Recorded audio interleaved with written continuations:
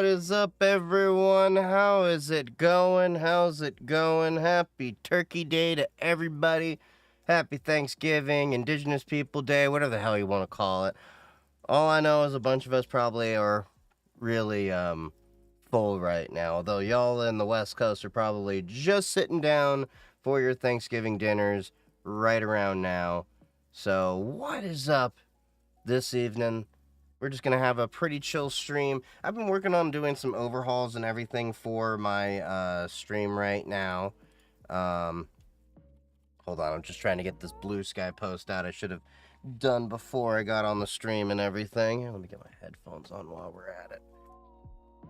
I am so full with turkey. I had to waddle myself in so that I could actually make it here.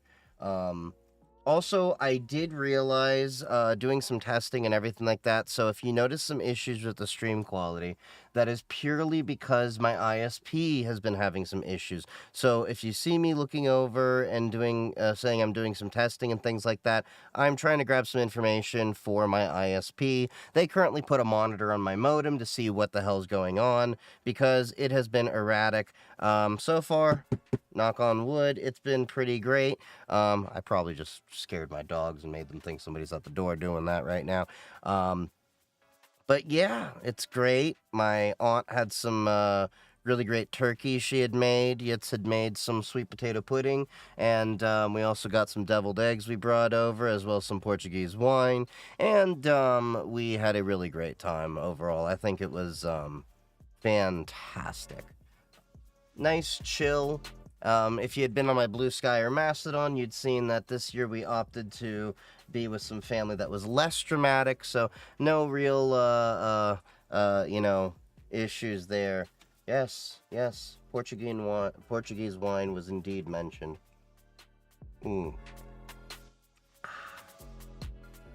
got myself some proper wine glasses. They don't have the stem, but, we'll just say this is adult grape juice.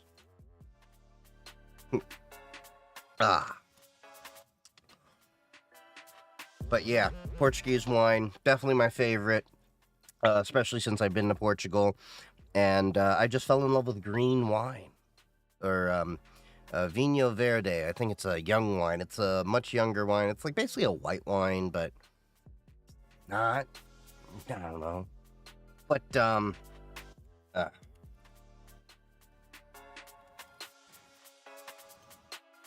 hold on, let me get this Blue Sky post out. Hang with post turkey hangover.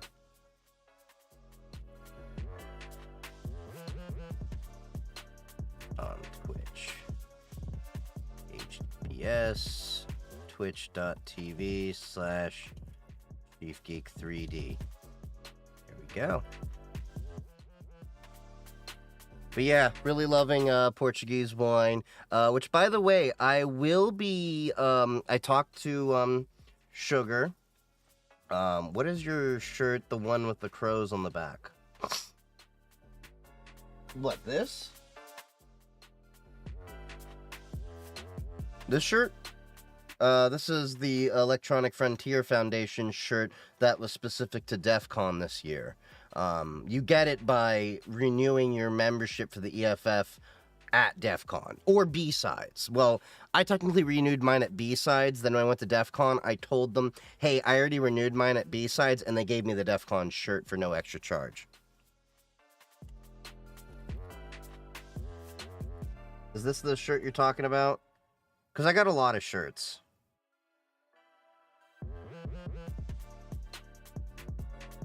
Yeah, EFF's shirt from last year looked a little bit similar. I can't remember if this is... oh yeah, the Hawaiian shirt. Yeah, that one. I actually do wear that to work pretty often because it does fly as a collared shirt. So it works pretty well for that as well. But yeah. I got to definitely talk about my time in Portugal to my family, some of the plans we have. I'm hoping to move out there. I've got a few rods in the fire for me to possibly work out there. Um, I just like the overall way that they, the lifestyle, everything like that. I'm gonna put it out there that, some people like, does the election have anything to do with it? I'm like, it was a minority point, but it's a point. There were a lot of things that led me to, consider moving to the EU for a while, and Portugal's been on my short list, and the, reason I was holding off was I at least wanted to explore the area, but, yeah, I really liked it. Um, Ever used AirVPN? No, I have not. I've mainly just used Molvad and, Proton these days. Um, which, by the way, I will be working on some content because I've had people ask me, and this has been a general question that's been asked on Blue Sky as a result of the elections, because many people are concerned with reproductive rights, about privacy phones, things like that. So that was already something that was in the works. Ellen can go F herself. I don't care about her. Um, but no, it's just been, let me put it this way. I'm at the point in my life where I'm considering having kids, and the healthcare costs alone around having a kid is expensive. So let's say I were to find a partner that, wanted to do the, whole arrangement, because I am poly, that, we have a kid, everything like that. You're talking about like 15K for a kid. 15K for,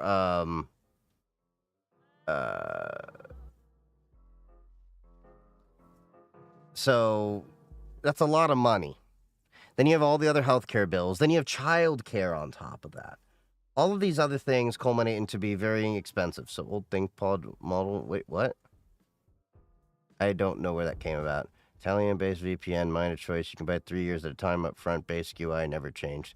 I don't know what the Italian...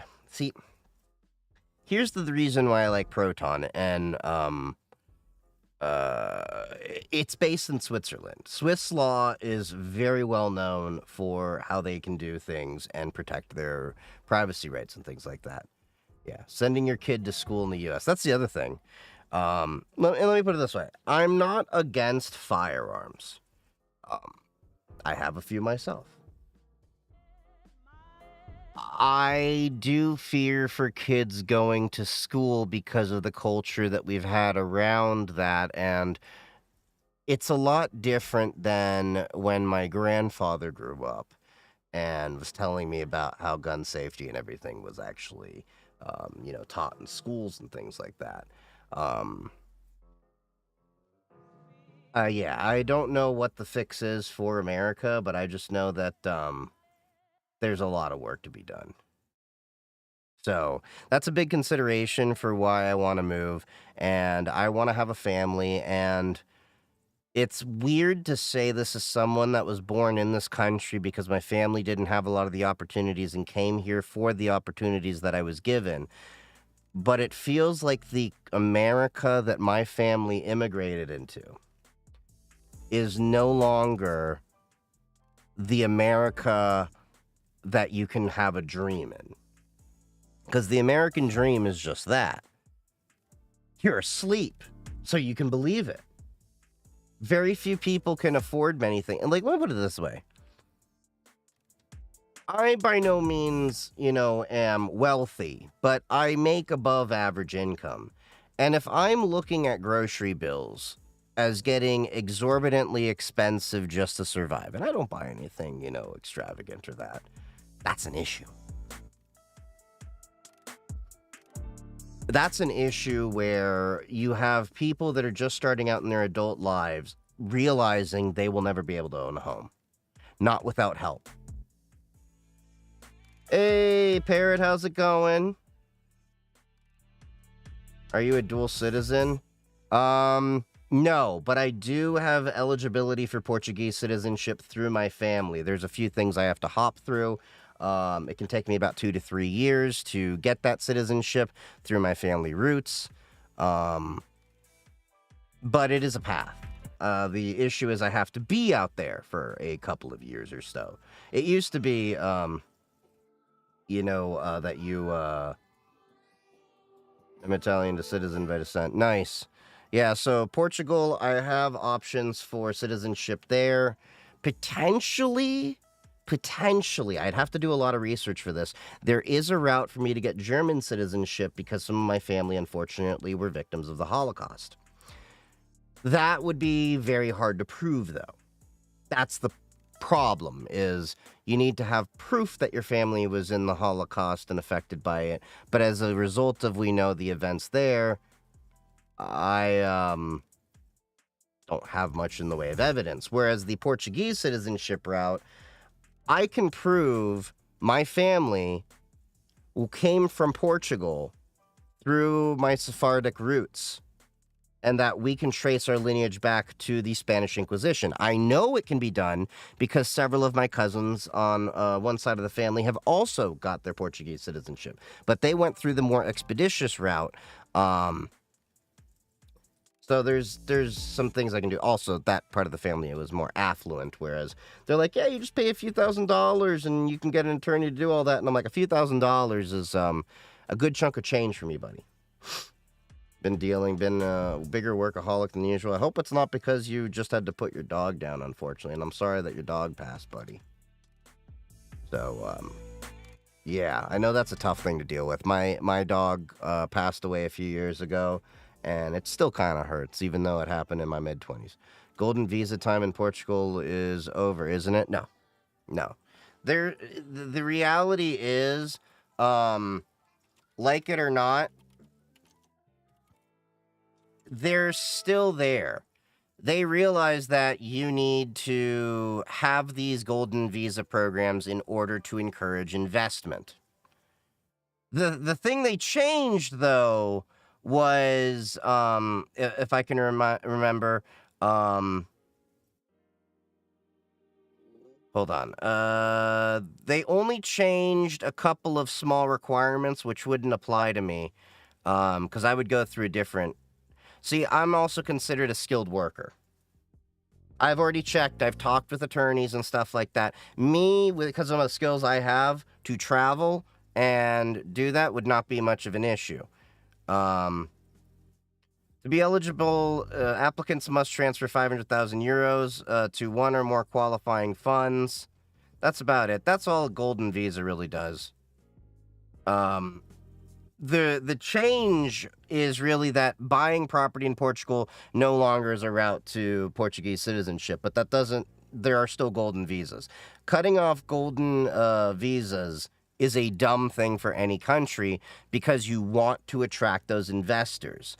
And the way that golden visas work is you invest money into the economy, and thereby they can reap the rewards. So one of the projects that I'm working on, honestly, and this is why it wouldn't affect me, is there's a startup I'm helping with, a friend of the family member, speak Portuguese.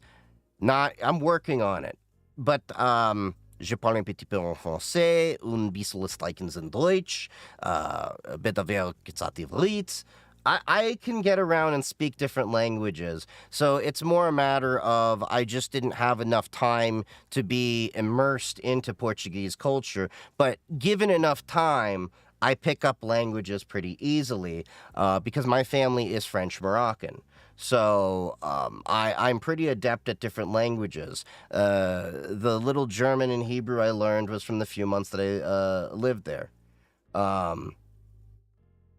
Not platinum visa, golden visa, but like one of the things I'm working on is a friend of the family is working on a project and may need my IT and cybersecurity help, and they're looking to expand their company into the EU by way of Portugal. And I suggested to them, there's a lot of qualified cybersecurity professionals in Portugal, but here's the issue that I notice very often in the cybersecurity world. People, for some reason, have a bias to think that only India, Israel, and America is qualified for cybersecurity. I don't know why that is. They may sometimes be okay with Germans to do it, but for some reason they overlook a lot of other countries. There's a lot of people in Portugal that are looking for jobs that are qualified for cybersecurity. And I was like, look, there's a lot of people out there in Portugal. So it's like, when you're talking about a $500,000 investment, that also counts towards employing people. So I suggested to the friend of the family, if you bring me on and you do expand to the EU, I know wherever I'm going to build my cyber arm, I have to be physically in contact with these people. Portugal might be a nice route. The wages are lower because you don't have to worry about things like healthcare and all these other things like in America and all that. The cost of living is much lower, but it would be a benefit to their economy. So, have you thought about living in Morocco? If not, why not? I've thought about it, but the issue with Morocco is in terms of me actually having a living is very hard out in Morocco. I've done my due diligence with my cousin that's in Morocco. I am Moroccan. I'm eligible for Moroccan citizenship, but I got to jump through some hoops because my dad's being a dick and won't write me in the family book. But I would have to be in Morocco to do that. My cousin would help walk through a lot of the regulatory BS. But with Morocco, the tech economy is not quite there. They're still built. Now, let me get this very clear. They're trying to modernize things, build out data centers. They have some good privacy laws in terms of, the data for Moroccan citizens must stay in Morocco, from my understanding. They're trying to build things up to the World Cup in 2030. But there's not that much of a market for me and my skills. I mean, there is, but how do I put it? I wouldn't make enough there to be able to make it worthwhile. I would eventually like to possibly expand this little project if my friend of the family wants to. He does eventually wants to expand it to Morocco and stuff like that. If it comes to that, then I could live in Morocco for a little while, but we'll see. Morocco is a beautiful country, don't get me wrong. I fell in love with Rabat. Wasn't that much of a fan of Casablanca, but Rabat was really great. Love it. Beautiful city. I felt safe in Morocco. I could get a Hungarian EU passport through my father. Pros and cons. Pro, you get EU access. So if you get an EU passport, you could work anywhere in the EU as a citizen of the EU with little restrictions. I don't think there's much in the way of cons, as I'm not too familiar with Hungary, but Hungary is an option. We will survive the next 4 years. Yeah.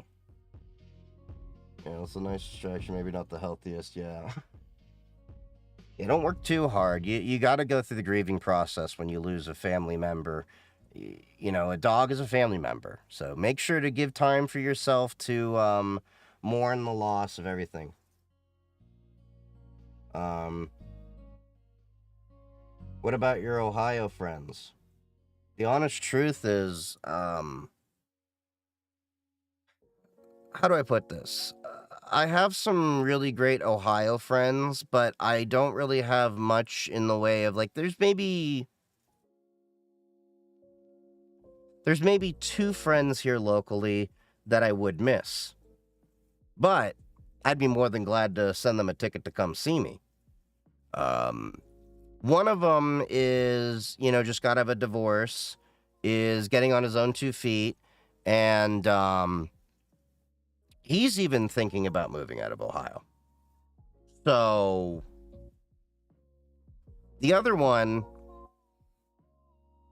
she wants to move, but it's an issue of, the fathers, the fathers of the kids are kind of dicks and legal issues and things like that, but nobody really wants to stay here. And the honest truth is, most of the friends that I had here, after high school, got kind of hooked on stuff. You eat any turkey? Yes, I ate a whole turkey leg. Thanks, I am worried about the military and the conflict in Ukraine. Yeah. What headsets do you recommend for Linux? Any headset works fine. As long as they're USB class compliant, they'll work perfectly fine. I've used the AKG, what is it? K240s, I think it is, or something like that. Very inexpensive headset. I'm using my Beyerdynamic DT990s, using it through the Rodecaster Pro 2 mixer, and I also have the, what the hell is this thing called? This amplifier here. The Objective 2 ODAC amplifier. This is made by Mayflower Electronics. This is an open source design. Pretty great for the price and everything. This works with Mac, Windows, Linux, and PlayStation. Just plug your USB in there, plug an AC adapter in there, and then headphones, or you can feed it in through an auxiliary, or you can do an RCA connection on mine. So.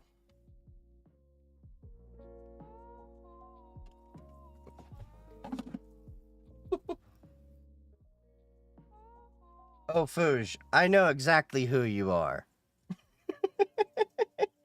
I don't know. Are you my friend or are you my enemy? Now, I would miss some of y'all over at work and stuff like that, too.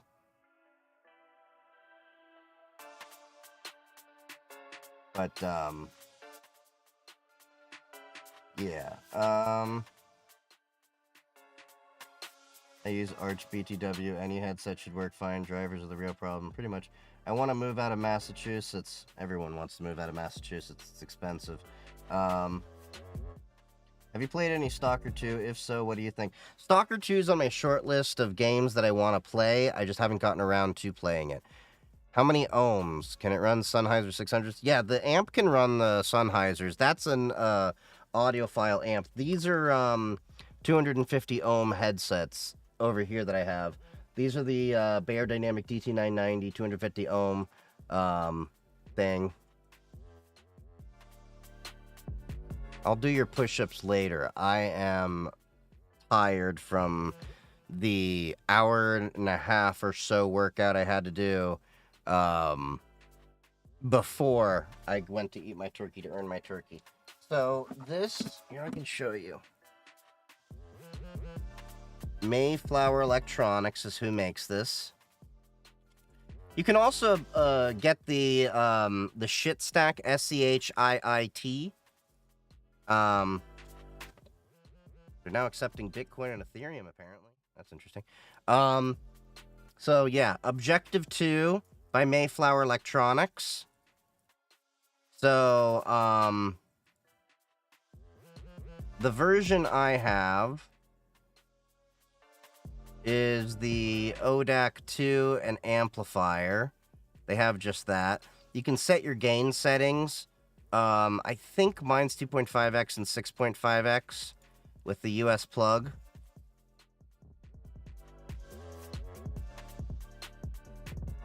Oh, they might have removed the option for you to get RCA on the back. But yeah, you can get these.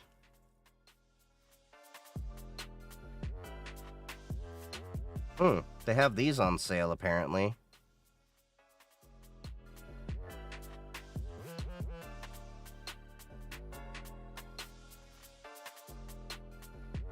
There we go. So you can get these very inexpensively right now for about $100 with the RCA jack, $85 if you don't want the RCA jack. They dropped the price a lot since I bought mine. Mine was about $200. But yeah, and the person that was asking drives my HD 600 and K501 to the required levels.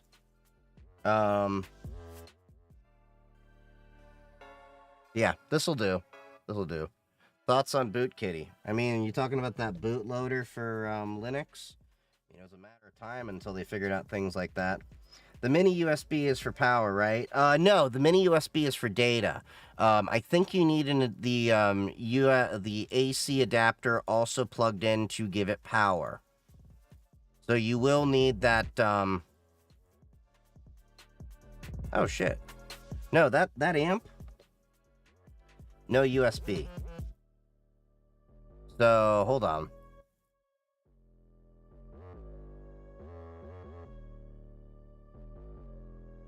Yeah, so you need the Objective 2 ODAC wait, what? Hold on. Is this just the amp with no DAC?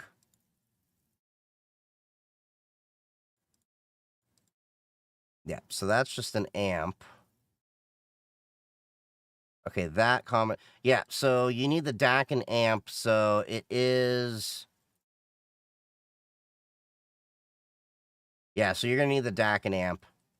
Now, this one over here, the ARC M2, is their own proprietary thing that also has an amplifier for a microphone. So if that's kind of your bag and you want to get your microphone amp too, as well as it has SPDIF through Toslink over there, yeah, you can do that. But this is the proprietary design they have, but they're still great. I know a couple people that use this for their PlayStation, and they like it because they can put a decent mic on it and stuff like that. But honestly, the Objective 2 with ODAC and amp, that's probably what you're wanting. One of these two. What the hell's the difference with this one? This has an amp as well. I'm not sure what the hell the difference is between these two. They both have a DAC and an amp because they're using USB. I don't know. Anyway, so you're good in those.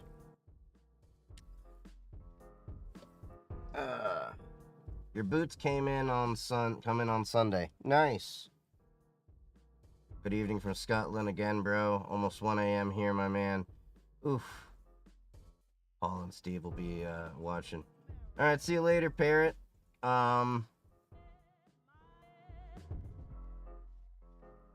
I love how typing Parrot in talks about Parrot CTFs. Yeah, the bootloader thing. I guess it kind of needs root and all that. I need to go through and do some updates and things like that for a few things, but let's see. Boot Kitty. I like how when typing that, it does not give me what I was looking for. Boot Kitty Linux. So it first of all runs on UEFI, which then again reminds me to make the point of UEFI has been nothing but a bigger pain in the ass than it was helping. I had a good food coma. Is that downbeat jazz? It's hip hop. Well, these days we were actually doing stuff with the NES expansion port. You mean the port that nobody did anything with? So, blah, blah, blah, blah. Designed for Linux systems, dubbed BootKitty by its creators, who go by the name Black Hat the Bootkit, is assessed to be a proof of concept, and there is no evidence that has been put to use in real-world attacks. Also tracked as Iranu Kit, it was uploaded to the Virus Total platform on November 5th, 2024. The bootkit's main goal is to disable the kernel signature verification feature and to preload two as yet unknown ELF binaries via the Linux init process, which is the first process executed by the Linux kernel during system startup. The development is significant as it heralds a shift in the cyber threat landscape where UEFI bootkits are no longer confined to Windows systems alone. Just another reason for me to remind you that I have never really been a fan of UEFI. I have seen it as potentially a bigger pain in the ass than it has been a help. BootKitty is signed by a self-signed certificate, and therefore cannot be executed on systems with UEFI's secure boot enabled unless an attacker-controlled certificate has already been installed. So that sounds like one mitigation. Regardless of the UEFI boot status, the bootkit is mainly engineered to boot the current Linux kernel and patch in memory the functions response for integrity verification before GNU Grand Unified Bootloader GRUB is executed. Specifically to hook two functions from the UEFI authentication protocols if secure boot is enabled in such a way that integrity checks are bypassed. Subsequently, it also patches three different functions in the legitimate GRUB bootloader to sidestep other integrity verifications. So this makes me wonder about the question. So y'all have talked about, seen me talk about on my reasonably secure laptop with Cubes OS, which I will eventually get around to making a YouTube video for. I know I've been promising for a while, but there's so many things I'm working on.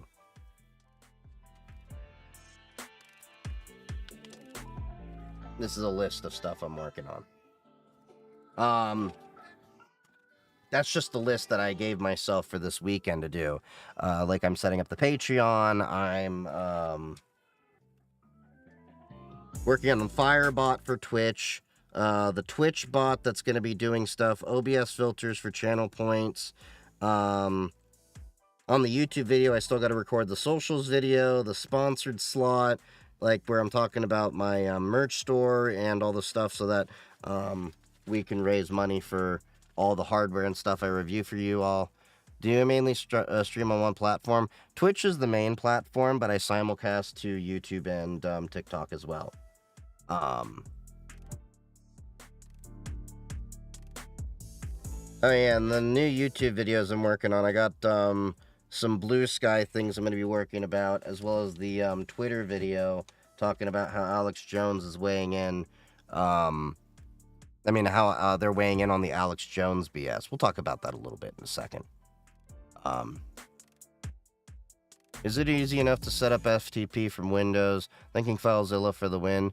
FileZilla is perfectly fine. FTP is pretty straightforward. Although I wouldn't really be using straight FTP these days. I would probably be doing SFTP or FTPS. And FTPS and SFTP are not the same thing. So, you have... I'll get through this point and then I'll talk about what I was thinking about when it came to core boot, possibly mitigating this.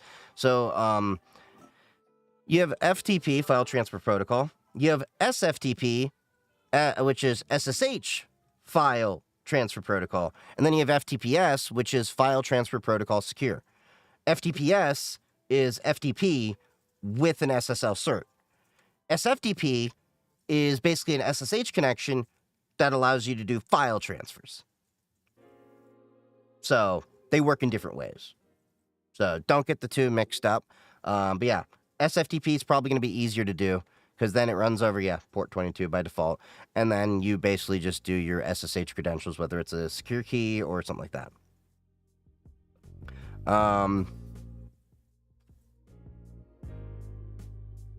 So what I was saying is the bootkitty thing. How long to learn Linux? It doesn't take too long to learn. It's just more about, persistence, just like with Windows. I mean, hell, you could spend just as much time learning Windows, Mac, or Linux. And the reality is you're always going to be learning. Hey, thank you for the follow, Joao. I hope that said that right. All right, looked Portuguese in the beginning, so I just went with Joao. Let me know if I'm wrong there. But yeah, learning Linux, just like anything, it's more about applying yourself and learning things than quantifying it. Because the reality is, if you're trying to learn Windows in the business space, you're going to spend a lot of time. Like, a lot of people think, well, I know Windows, so I can go into just using Windows every day for work. Using Windows in a business environment is totally different than using Windows in a residential environment. Because when you're in a business environment, you're dealing with group policies. You're dealing with SCCM and Intune and all of these other things and SSOs and all these different ways that you have to manage the entire system for compliance and everything. Whereas when you're in a standard residential setting, it doesn't really matter. So the reality is you're probably realistically going to spend just as much time in business, if getting into IT and cybersecurity, to understand Windows on the business side as you will Linux, and you'll still be continuously learning. But here's the reality. If you're trying to be successful in your IT and or cybersecurity career, you're not going to get by with just knowing Windows. you're gonna have to know Linux a little bit if you want to do well in either IT or cybersecurity. Because at some level, you're going to be handling Linux systems for any of this. Connection issues, guys. I'm not seeing any drop packets on my end. Knock on wood. So if you guys are having connection issues, let me know. But not seeing any drop packets. Just found your stream on YouTube. Yeah, it's Portuguese. My name is more like Joao, but in nicknames, I don't usually use the tilde. Okay. Yeah. Well, welcome over. Happy hacking, buddy. So may buy a Raspberry Pi early next year. Yeah, Raspberry Pi is definitely worthwhile. That's actually one thing I'm really jealous about people these days to have. Whereas when I started tinkering with learning Linux and everything like that, I literally had to have spare computers, and I was in a very privileged position that my dad was in a computer consulting company, so I had spare hardware, because virtual machines were not even something I had the privilege to use, because we were using Pentium 3 and Pentium 4 machines that had single cores, so you couldn't really share the threads. And Pentium D was only a dual core, and even then, it was some time. So I think it wasn't until around like 2010-ish I had good regular access to virtual machines and a lot of things to tinker. When you say learning Linux, are you mostly referring to Bash? Might be a dumb question. No, I mean in the totality of the understanding of Linux. Bash is one aspect of it. It's the same thing as saying, just learning Bash to Linux is the same as, well, I'm just learning PowerShell and Windows. It's a very small part of the entire operating system. Yes, you can administrate Windows with PowerShell just like you can administrate Linux with Bash, but that knowledge is useless unless you have an understanding of the Windows and or Linux operating systems in this case. So Bash is just one aspect of things. You have to know a little bit more, like, how does the Linux file structure work? How do you understand the POSIX compliance and, in the Unix philosophy that everything is just a file? Which I think it shocks a lot of Windows people, by the way, because Windows people like to think that Linux is so complex, but I like to explain that I think Linux is so simple that it seems complex, because you're used to in Windows, well, I got to make this bash or PowerShell script to do this and run this command. Then I have to use group policy to do this. Then I have to go change the registry. So I have to go use your registry editor. And you have to use a combination and compilation of different tools and settings and configs and everything to get the system the way you want. The registry hive overcomplicates things inside of Windows. Whereas in Linux, I could administrate the entire system with a damn text editor. It's not even a joke. Open up most of your config files in Linux, it's just a text file. There is really no special particular tool one uses to administrate a Linux system. There's merely tools that make life a lot easier to administrate your system. But if you want to get down to it, you could get a text editor, modify most systems the way you need, and be done with it. Like, I just went through Tenable. Tenable is a vulnerability scanner. Nessus is. Nessus is their vulnerability scanner. It's managed by Tenable. So I had to maintain the Tenable servers, and I noticed that there was an issue with the logs were filling up the hard drive. We were getting 90% usage because the default threshold for the files to rotate was much higher than the disk space was. So to go to modify all of this, I fired up Nano, because I'm a heathen to some of you that liked VI and all that kind of stuff. Modified a few files. Ran 2 commands. Modified 2 other files with a text editor for the config files. Did that to all dozen or so Nessus servers. That was it. Log settings rotated. Now, you need to adjust retention settings in Windows. It may be a combination of PowerShell and or GUI menus, depending on the stuff. What is WASP? Do you mean OWASP? Seen a video of David Chappelle talking about Linux. Then I said, wait, what did he just say? Wait, what? I think you mean OWASP, though. It's usually chroot plus X to make a file, a program. I don't even think you have to do chroot. It's chmod plus X. Just change the permissions to give it the execute right. I do it all the time.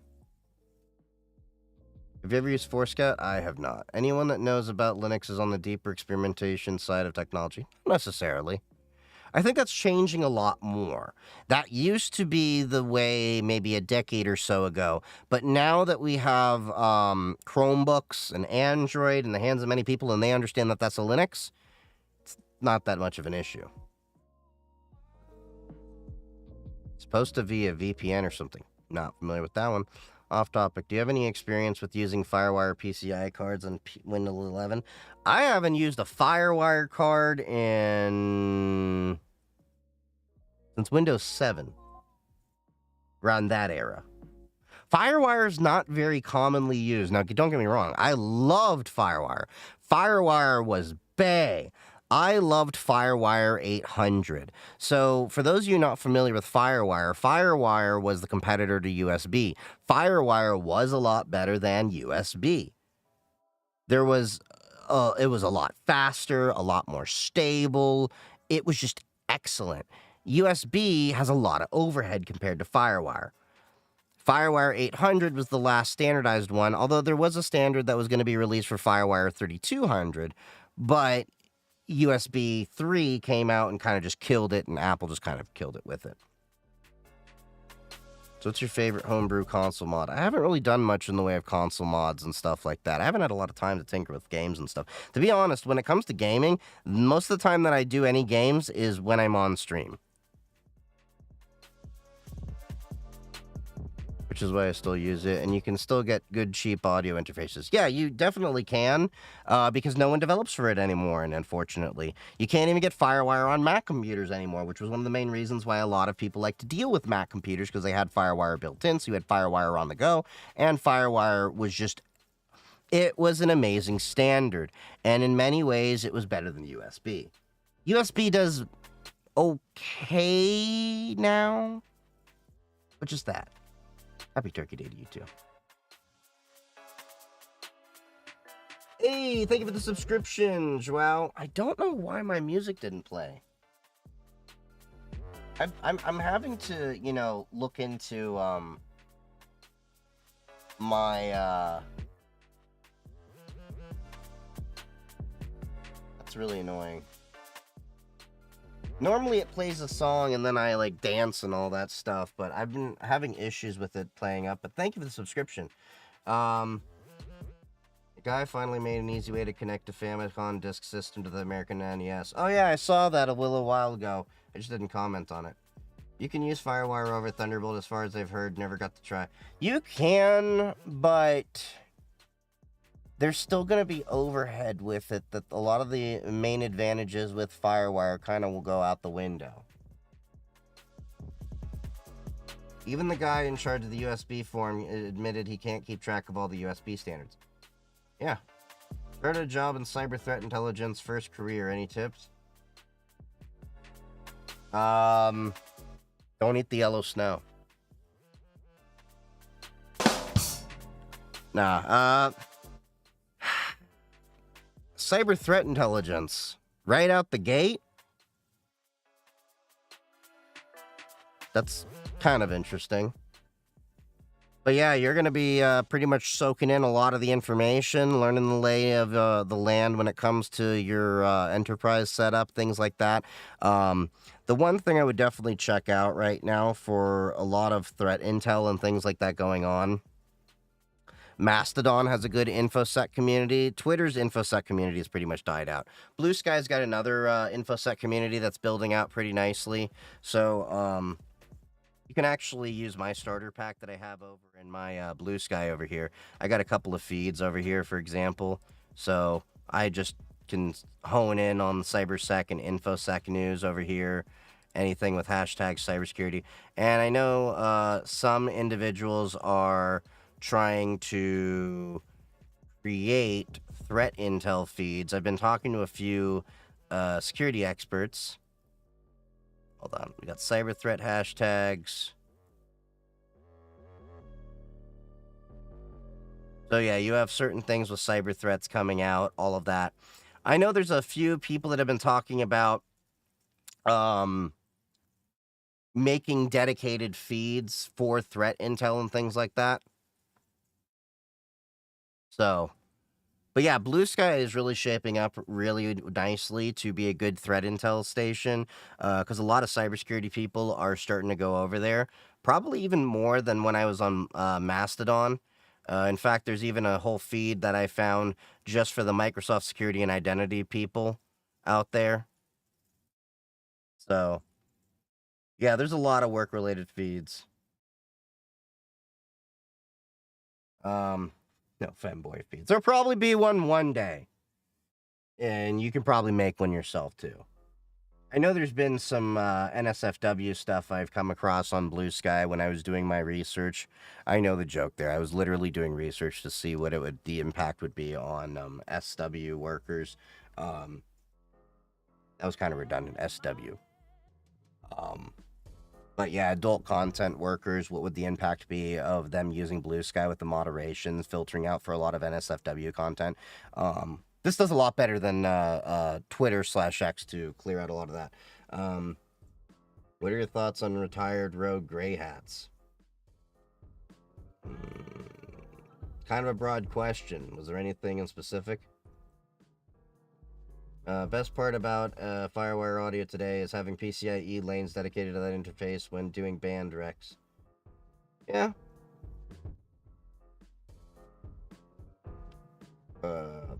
What OS am I using? I'm using Pop! OS Linux, the 2204. It's basically the one I use for my daily driver desktop stuff when I'm not using Cubes OS. Cubes OS is what I use on my Purism Librem 14 laptop I travel around with. When do you expect Twitter will die off? Well,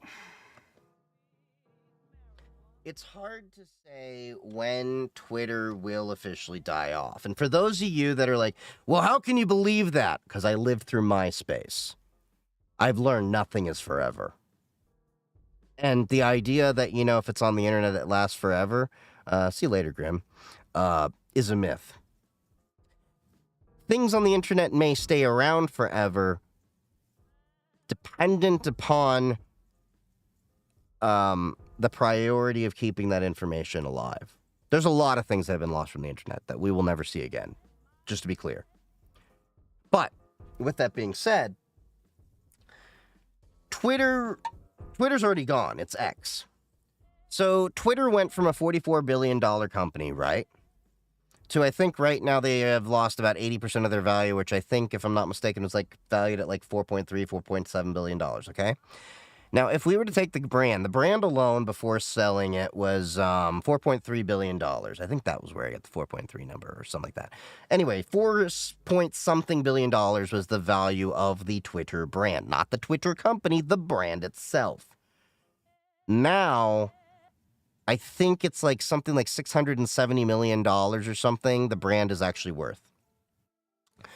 You are seeing companies overall, overwhelmingly left and right, just start saying they're going to stop posting on Twitter/X. I saw Austrian Airlines actually made a post that was kind of clever, saying we took our chance to find the nearest exit with X on it. And that was the way they announced that was going to be their last post on Twitter. The European Association of Journalists that oversees 320,000 different journalists, they announced that they're going to stop posting on Twitter/X. I think it's going to be a very, very slow bleed. I think it's not going to be so much as Twitter's going to die off as Twitter's becoming irrelevant. What I mean by that is MySpace didn't die overnight. What happened was Facebook came out. Facebook became the new hip thing. People just moved towards Facebook. Then MySpace got sold from Tom. I think it was Time Warner or whoever bought it, something like that. And then it just kind of faded into obscurity after that. I think Twitter's going through a trend of irrelevance. And unfortunately, they have no one to blame but themselves, or specifically Elon Musk. So let me make this very clear. Twitter was always a dumpster fire for years. Well, not always, but for years leading up to Elon Musk's acquisition of Twitter. It was a dumpster fire. I'd say starting around 2017, 2018 is when it started really declining and becoming problematic.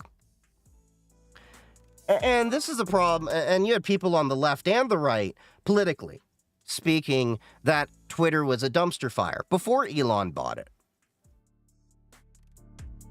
But when it started going downhill was when it became very obvious Elon is altering the algorithm to benefit himself. One thing I will say, even though I'm not the biggest fan of Mark Zuckerberg, he's played it better in the media because he's left himself personally out of a lot of the spotlight until Facebook/Meta came into the spotlight for different issues and he had to speak about things at Congress and all of that. Elon Musk, since day zero, has made it a major ego trip. Think about it. You have seen far more press appearances with Elon Musk in the past few years than you have about Mark Zuckerberg in almost his entire career with Facebook. So, I would say that Twitter is dying a death by 1,000 cuts and falling into irrelevancy. And the reason why I would say this is no social media network can live on the extremes of thought. So, whatever you will say about Facebook and things like that, you can definitely say that there are people on the left side of politics that use it, and there are people on the right side of politics.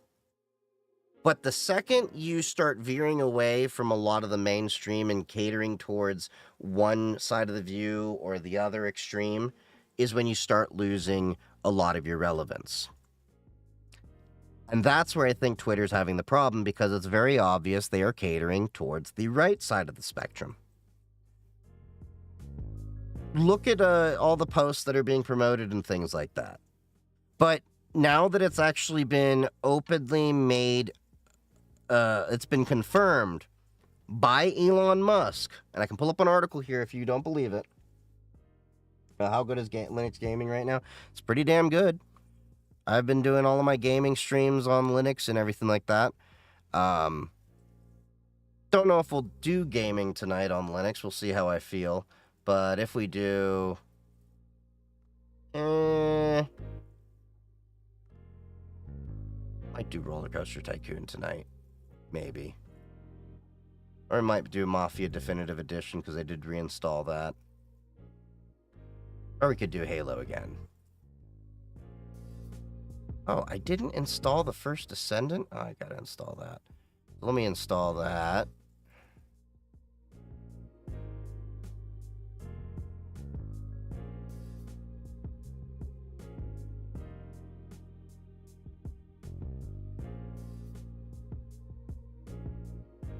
Do you think a DL360 G9 P4 is a good entry point for one to learn IT networking?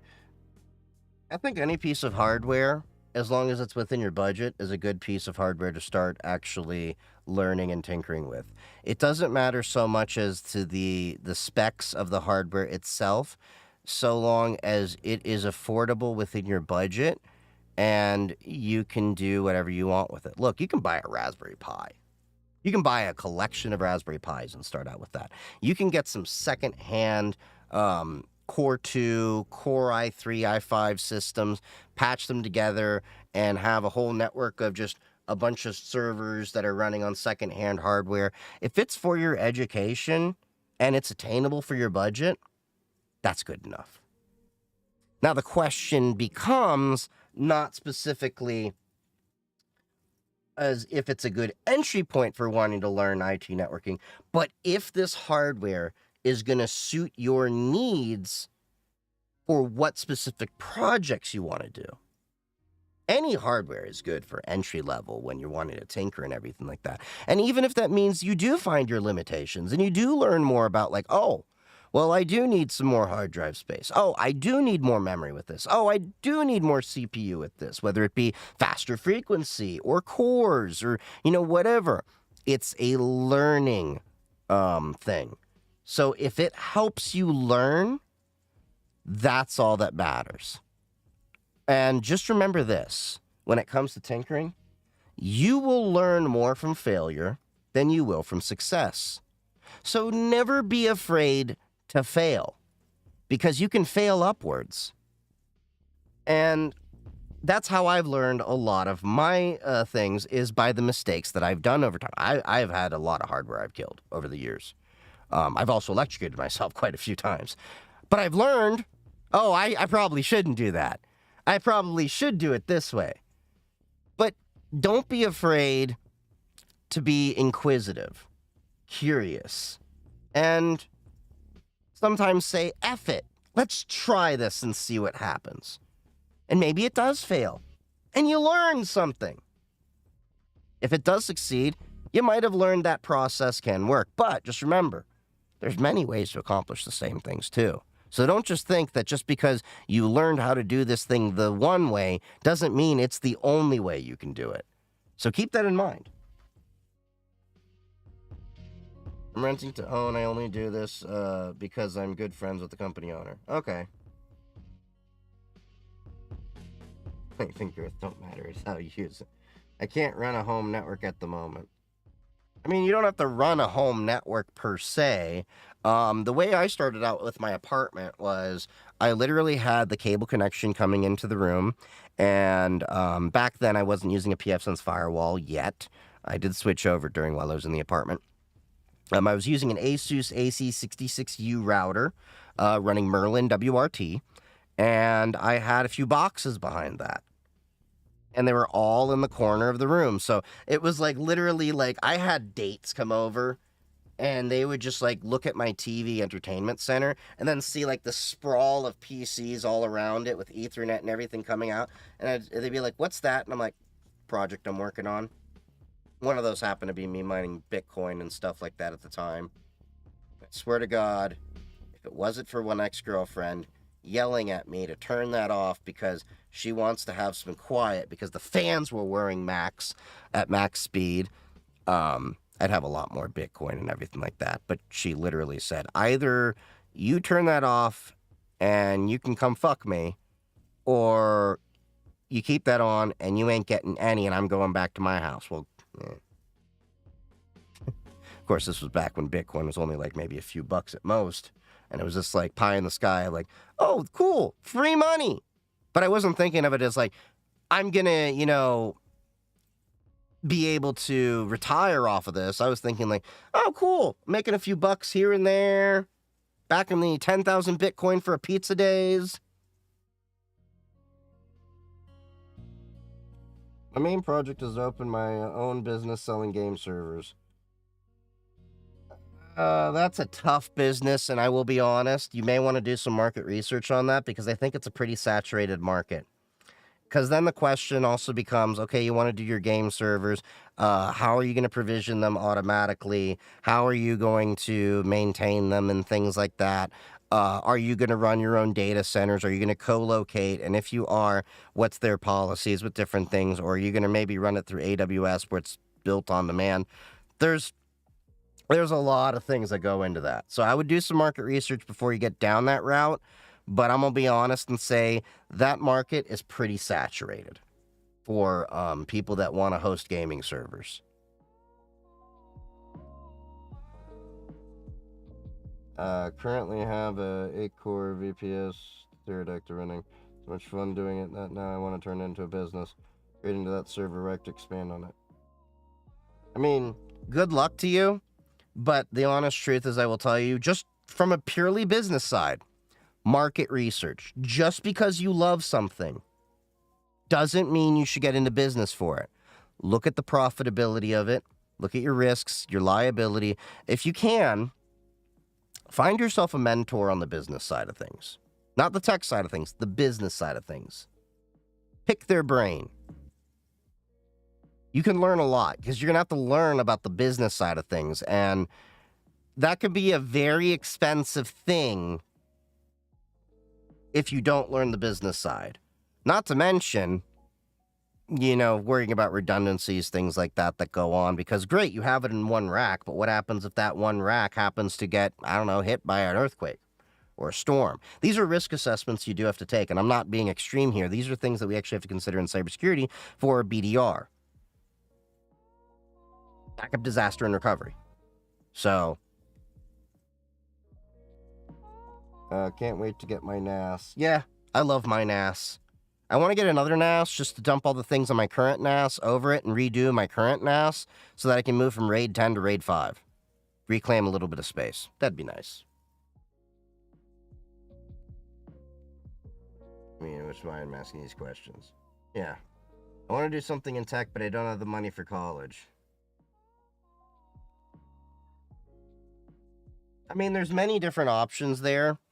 The honest truth is, you don't need college. You're talking to a guy right now that didn't go to college for this shit. I also didn't go through the route of what other people say, like, oh yeah, you got to get all these certs and all that, and then you can get right into the job. 10 years, field experience in the work, and I only just got my first certification in August. And that was for CISSP, which you need at least 5 years of field experience to get the full certification for. That's Certified Information Security Systems Professional, for anyone that's not aware. Doing a lot of Linux work, I have a lot of free time. Good. That's good to use. And a lot of that knowledge that you're learning right now in your home lab, you can use to at least break into some more entry-level positions into IT, networking, system administration. There's a lot of companies that actually like that, especially managed service providers. I started out with a managed service provider. Several companies I've worked for, teams of 3 to 5 people in the entire company. That was the entire working tech team, 3 to 5 people. There are some bigger MSPs, but they will let you put on the many different hats that you can wear in this industry so that you can touch a lot of different things. That's how I got firewall experience. That's how I got networking experience for SMEs, small to medium enterprise. That's how I got AD experience. That's how I've gotten a lot of the business side experience for the things that I'm doing today. And what I would also do is with MSP, because I could learn a lot of these concepts and touch on a lot of these different things, I could then take the knowledge that I learned, apply it into my own home lab, and when I got home, would do my own variation on it or learn how this thing works. So that way I would at least have the knowledge of it. And while you're doing all these things as well, my advice, make a blog. Make a blog of your journey through tech. What you're learning, what you're doing, what you're tinkering, and if you're doing any code, put it in a GitHub, make it publicly available. These things can help you get a job in IT. Because while you're doing whatever server business you want to do, you can do that on the side while you get your main hustle down.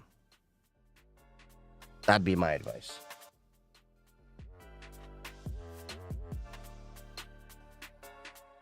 Sucks to be in a country values paper certs more than field experience.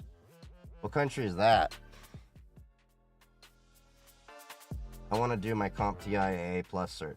So the honest truth is the CompTIA A plus is an okay entry-level cert if doing IT help desk kind of things. It does at least show that you understand change control processes, things like that in a corporate setting. But it's I wouldn't say basic, but I would say it's entry level. I don't have it. I've just looked at the material on the tests and everything like that. Now, if I can ever get the time to sit down and study for it, I'm looking at the CompTIA CASP Plus, which is kind of an equivalent to CISSP, but I'm told is not nearly as bad as the CISSP, because they intentionally try to trick you with questions and the way they word things and all that. Singapore. Ah.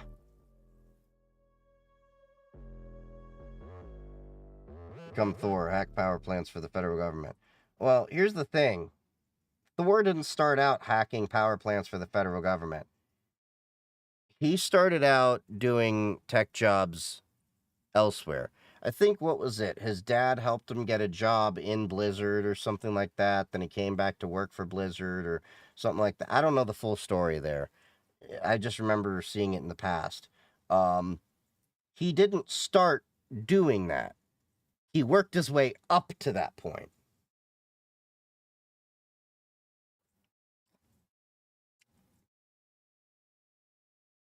He won DEF CON like 3 times and the Gov offered him a job. Yeah, I can believe that. But I think that was after he had been working in other things for a while.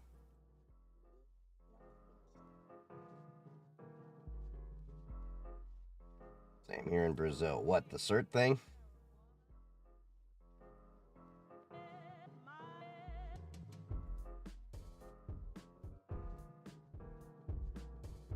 So, back to the boot kitty thing. He was AGS when he got offered a job. AGS? Amazon Game Studios. Oh, yeah. So, he had been working in tech things for a while then. Because I think he went to AGS after he had worked at Blizzard and was talking about how they used to ban people and all that.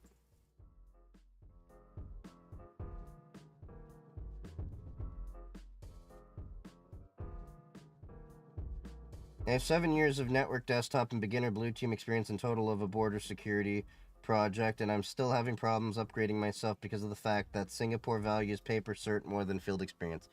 Oof.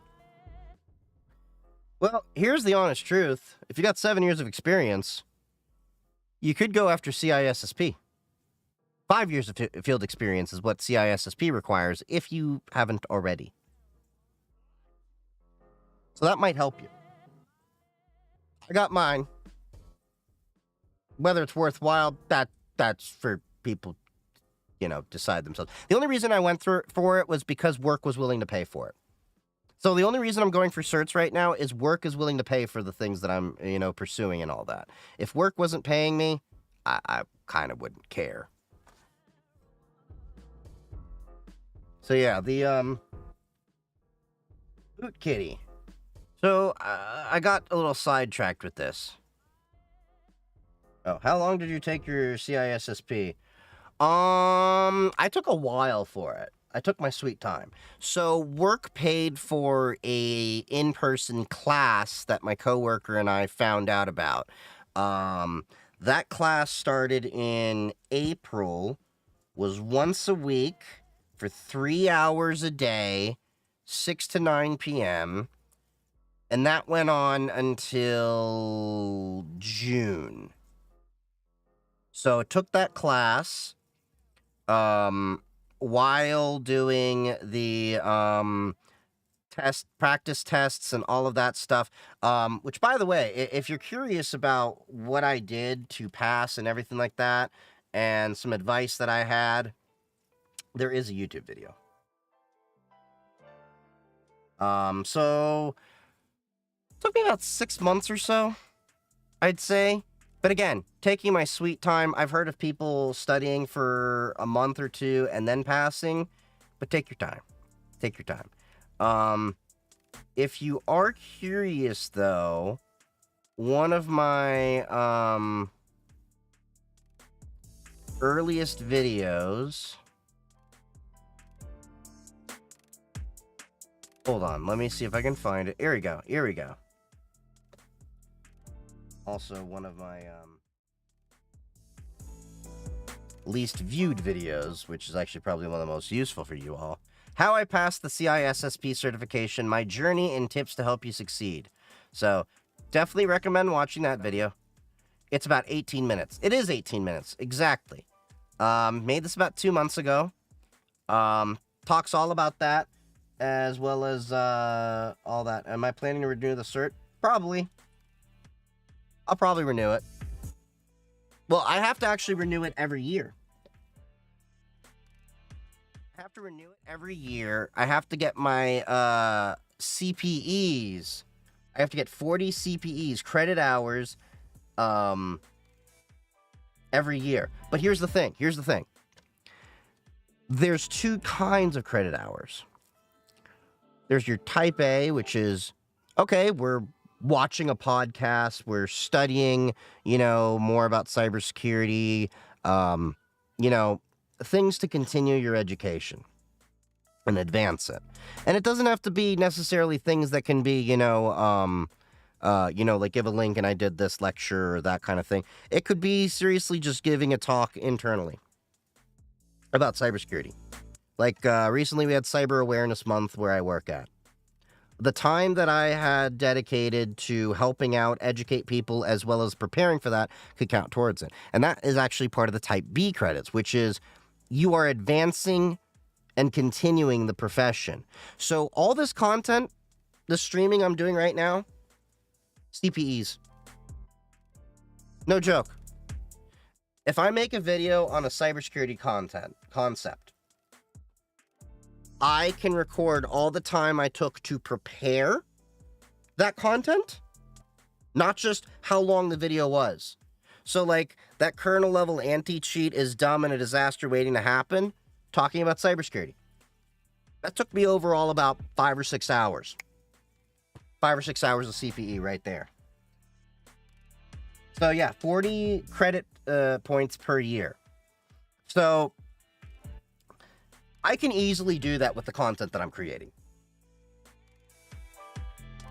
I'm here to continue and advance the profession. We're talking about cybersecurity, how people can get into their careers, things like that.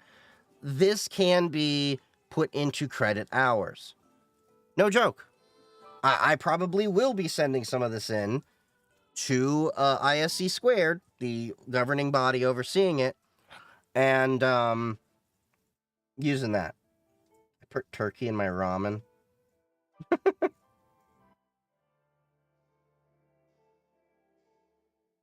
But yeah, I am planning to renew the cert. It's $135, I think, every year. My work paid for my cert. They will also pay for my renewal. So all I got to do is get the formal approval from my manager, and he, do that. Apparently, he's doing it too. A lot of cybersecurity people are doing it in the company because our certs we have to maintain. Whether it be Cisco CCNA or anything like that, we need these certs maintained. Yeah, there's a lot of companies that'll do that for you. Most companies want to retain their staff. Because you got to think about it this way. It's not like you're a burger flipper and you are easily replaceable. You have a lot of specific company knowledge to company systems. And then on top of it, the general overall industry. So a lot of times, good companies will pay to keep and retain that knowledge. Even really awfully run companies will pay. Exactly. I knew of a friend that was working at Spectrum, Cable Tech. Apparently, he got Spectrum to pay for his certifications. And he got himself into their networking side. Not their cable tech side, their networking side. And leveled up through that. Companies want to invest in you because you have to think about it this way. If they were to replace you, they'd have to hire someone else. The amount of time it takes to train them to be equal to your skill set, if at all. In some cases, you might have more of a unique skill set than others can. And yeah.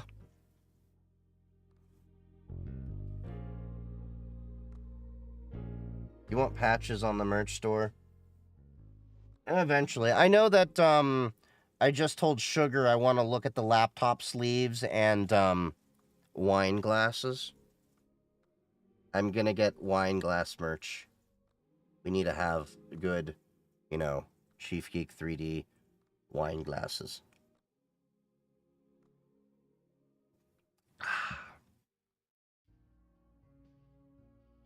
I'm in DXC, and they're only paying for certs that could only be used internally. Tell me that sounds dumb. Yeah, it's pretty dumb. You'd like to see more hats. Well, you have contacts to Sugar. Let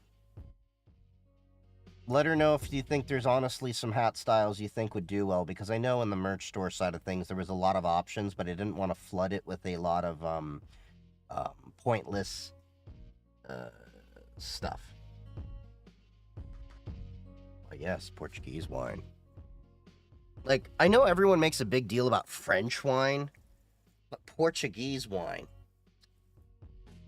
Like, French, you can go get some really, really expensive bottles. But Portugal, it's really cheap but good wine.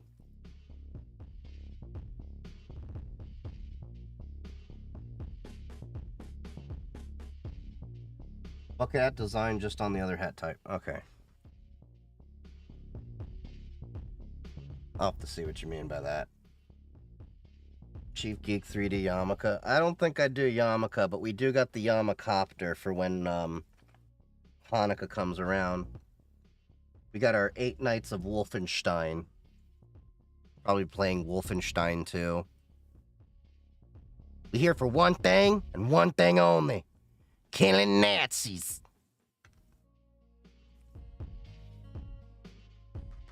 Yeah, it's great, because every time we get a dick shot, I get to use that sound. Circumcision confirmed. Final test? Where do I see the merch? Okay, so if you go to the links in the bio, or you go to shop.chiefgeek3d.com.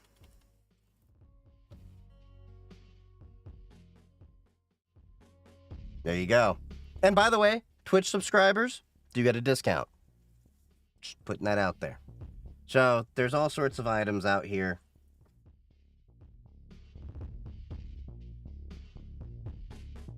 And like hoodie and combine into one with option 1 or 2.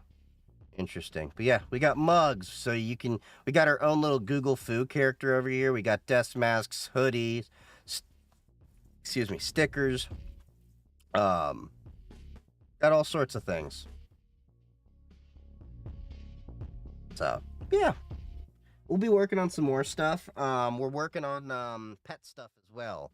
So we may have some dog and cat collars for y'all. And yes, for some of you furry fuckers, there will be sizes that could fit human necks. If you're into that bag. I'm not. I mean, don't get me wrong. I'm kinky and I like a good leather collar on there, but I digress. Where's the right sound for that?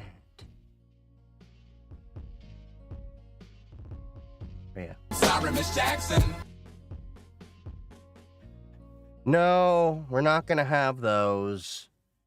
Just have, if we do one day, they will be hackable butt plugs.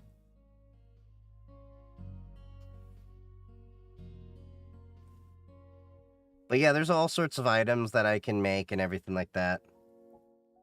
One other thing that has also been thrown out there, I may be doing in the future, but I have to get money to do the proofs.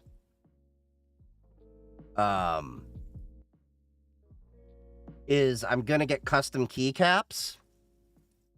That's one thing I want to get, as well as plushes. So I want to get like a plush, like this is the CrowdSec alpaca. So imagine this with my logo. Down the road, epic goals. Those are goals that I'm gonna aspire to. So that is one thing I am working on is I'm trying to be taking my content creation a little bit more seriously in 2025.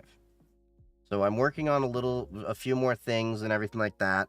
So I didn't get all the new merch stuff I wanted in time for 2024's Black Friday, but expect some new stuff probably around December-ish, Christmas time, possibly around New Year's. Because I'm trying to also diversify things. I'm also working on making a Patreon. So I think what I'm going to start with is with Patreon, we're going to have a smaller level, I think. I'm going to start out with where you pay like $5 a month. You get added to the credits in my streams or something like that. This is not set in stone. This is just something I'm spitballing. I gotta play with it. But the idea, why not Ko-fi? So I've had Ko-fi for a while. No one's freaking used it. Patreon seems to have a few more features, and more people seem to use Patreon than Ko-fi. I mean, I also have Stream Elements for tipping as well, but nobody uses that. Promote. True, but just Patreon probably be a little bit easier. Like, don't get me wrong, that Ko-fi does some things, but it feels like Patreon still does some things a little bit better. But I am looking at ways that I can give value as well. Like, I think eventually, as I start getting regularly, eventually I will do things like early release of videos on Patreon for, people who subscribe there, as to opposed general release on YouTube. I gotta play with it because I also have YouTube membership ideas.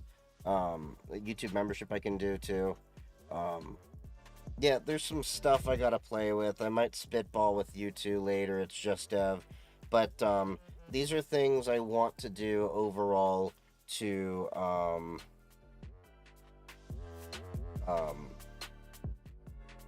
try to bring more revenue in so I can improve my content creation, not just in terms of the quality that I'm working towards, but also paying my staff that I have around me what they're not owed, but what they deserve. But also, I want to be able to do more mobile content creation. So, for example, I go to DEF CON and all these other events and things like that. I would like to at least have the ability to have interviews with different people if I come across them and they're okay with it at different events, whether it's B-Sides or DEF CON or any of these other events I happen to go to. Be able to take a laptop and do editing on the go, maybe do streams while I'm off site. So there's a lot more things I want to do to give people insight into cybersecurity and professional IT. I also want to dispel a lot of the myths that I've seen, like even when I go to DEF CON. Every time I go to DEF CON, and I was a victim of this the first time I went to DEF CON. Everyone's like, oh, you're gonna get hacked at DEF CON! Don't bring your personal devices! And it's like, no, bro, just don't do anything stupid like you wouldn't do anyway. Like, this year I brought my personal devices. It wasn't an issue. Of course, I only connected my Cube's laptop to the DEF CON Wi-Fi. And it's isolated, containerized, and all that stuff. You should make a roadmap for Q2, Q4. I agree. Should make a roadmap. Probably work with Sugar on that. I'm trying to get back onto my editing and content schedule. I have the Aerospace Village badge, that ADSB receiver I'm making a video on. I still got to make a video on the Web Summit thing and all that. Um, so there's a lot of things I want to do in order to help all of my community better get insight and understanding. And I also want to start doing, I hate to say it this way. I've had a few people send me like videos and they want me to react to them and give my opinion and things like that. That was fun the few times we've done that, where people have like put things in Discord and I've gone through and reviewed them. I'd like to do that a bit more regularly. I know like Asmongold does stuff like that and everything. Um I'd like to do that a little bit more because I think there's so much BS that's strewn about in IT and cybersecurity, um, that I would like to at least be a voice of reason with different things. Because I know there's been a lot of like overhyped issues where I have to clarify things. Because the problem is a lot of people only read headlines, to be honest, when it comes to a lot of the tech stuff, and they don't read into the nitty gritty. And a lot of times the nitty gritty is what confuses them. So we could all learn things along the way. For example, here's from the Tor blog. Tor in Russia, a call for more web tunnel bridges. The recent reports from Tor users in Russia indicate an escalation in online censorship with the goal of blocking access to Tor and other circumvention tools. This new wave includes attempts to block Tor bridges and pluggable transports developed by the Tor project, removal of circumvention apps from stores, and targeting popular hosting providers, shrinking the space for bypassing censorship. Despite these ongoing actions, Tor remains effective. One alarming trend is targeting blocking of popular hosting providers by Roscom. I'm not even going to try to pronounce that. As many circumvention tools are using them, this action made some Tor bridges inaccessible to users here in Russia, as whatever and internet service providers in Russia are increasing their blocking efforts. The need for more web tunnel bridges has become urgent. Web tunnel is a new type of bridge that is particularly effective in flying under a sensor's radar. Its design blends itself into other web traffic, allowing a user to hide in plain sight. And since it launched earlier this year, we've made sure to prioritize small download sizes for more convenient distribution and simplified the support of micro TLS integration. They got a typo here. Integration. Uh, Further mimicking the characteristics of widespread browsers. This makes WebTunnel safe for general users because it helps conceal the fact that a tool like Tor is being used. Okay. So, like little things like this.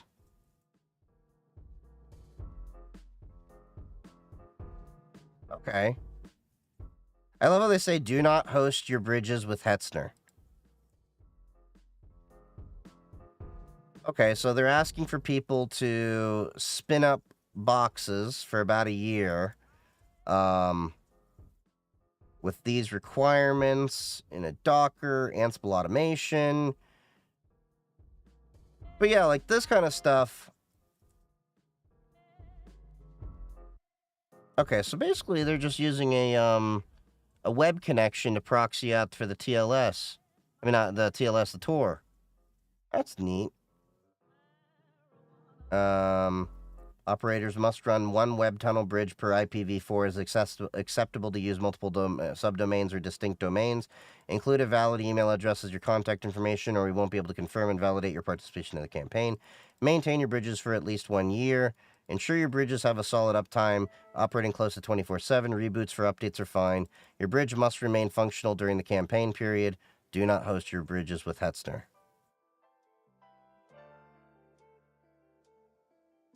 Hey, Cara. Happy Turkey Day to you, buddy. So, yeah. Looks like the Tor Foundation needs your help.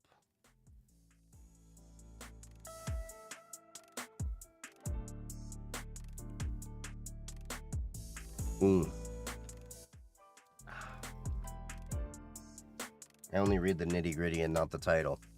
I don't know what this shit's about. Just give me the tech facts.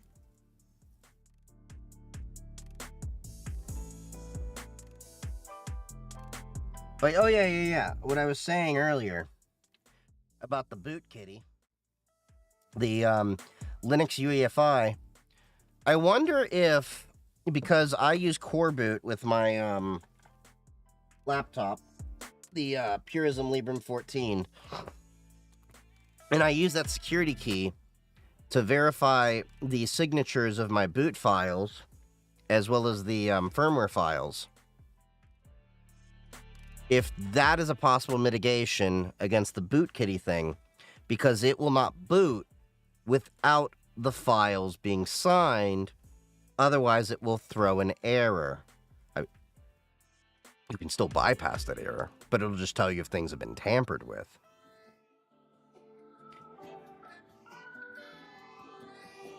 Interesting. This will be interesting. Very interesting.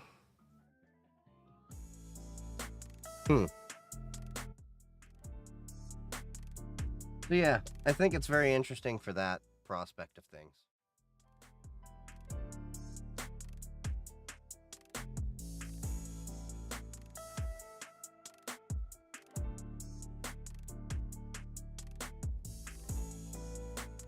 Let's see. Oh yeah, and did you hear about the Russian exploit? What was it that they actually compromised their target, not by compromising their Wi-Fi network, but by compromising a nearby Wi-Fi network that was within range of their target. So they compromised another network to access the network of their target. Pretty damn clever. Also kind of scary. Because, now you got to be worried about, what rogue networks are near yours and if they can access your stuff and everything like that. Ooh. This is interesting. Cybercriminals exploit popular game engine Godot to distribute cross-platform malware. Interesting. A popular open-source game engine called Godot Engine is being misused as part of a new GOD loader malware campaign, infecting over 17,000 systems since at least June of 2024. Cybercriminals have been taking advantage of Godot Engine to execute crafted GD script code, which triggers malicious commands and delivers malware. Checkpoint said in a new analysis published Wednesday. The technique remains undetected by almost all antivirus engines and VirusTotal. It's no surprise that that threat actors are constantly on the lookout for new tools and techniques that can help them deliver malware while sidestepping detection by security tools, even as defenders continue to erect new guardrails. Newest addition is Godot Engine, a game development platform that allows users to design 2D and 3D blah blah blah. The multi-platform support also makes it an attractive implement in the hands of adversaries who can now leverage it to target and infect devices at scale, effectively broadening the attack surface. The Godot engine's flexibility has made it a target for cybercriminals, enabling stealthy cross-platform malware like GOD Loader to spread rapidly by exploiting trust in open-source platforms. Security Research Group manager at Checkpoint Software Technology said in a statement shared with the Hacker News. The Godot engine's flexibility has made it a target for... This is just a repeat. For the 1.2 million users of Godot-developed games, the implications are profound, not just for the devices, but for the integrity of the gaming ecosystem itself. It could call for the industry to prioritize proactive cross-platform cybersecurity measures to stay ahead of this alarming trend. And this goes back to my point that I've been saying for a while of why I am not a fan of games having kernel-level anti-cheat. They're game developers. They're not security developers. And I highly doubt that this was something that they were actively trying to look for in terms of security issues and things like that. Let me put it this way. To me, security, you understand, is about protecting the entire business and the operations and knowing the impacts of everything that can happen with a business when things go wrong. The problem is, to people that are not well-versed in cybersecurity, we're nothing more than a hindrance to their progress and another additional budget to have to consider in their operations. That is the reality of things when it comes to cybersecurity. And as long as that mentality still exists, that cybersecurity is going to hinder our progress. Cybersecurity is just going to, cause us headaches and roadblocks. Cybersecurity is just going to add more expenses instead of seeing the underlying costs of what happens if you protect your systems properly and you don't see cyber threats start to ruin your day.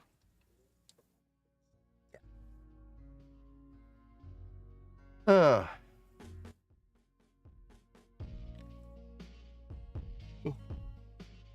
you go, Ku. What's up? Ooh. The attacks observed on September 12th, September 14th, and September 29th and October 3rd of 2024 have been found to employ Godot engine executables, also known as PAC or PCK files, to drop the loader malware, which is then responsible for downloading and executing final stage payloads such as Redline Stealer and the XM Rig cryptocurrency miner from a Bitbucket repository. In addition, the loader incorporates features to bypass analysis in sandboxed and virtual environments and add the entire C drive to the Microsoft Defender antivirus exclusions list to prevent the detection of malware. Ooh, buddy.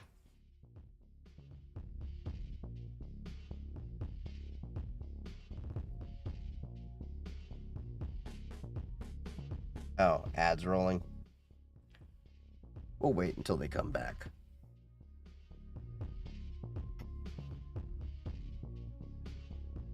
But yeah, this is really just highlighting the entire issue of why I said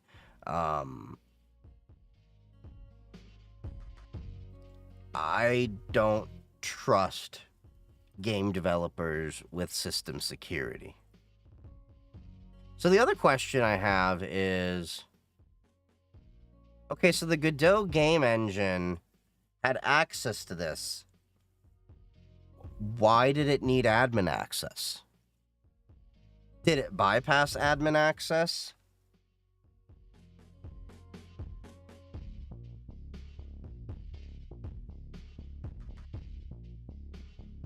So, if I'm understanding okay, hold on. Pull up the checkpoint analysis here. So if I was reading that workflow right, it said it was using admin access. So why does this need admin access? Object support, yada.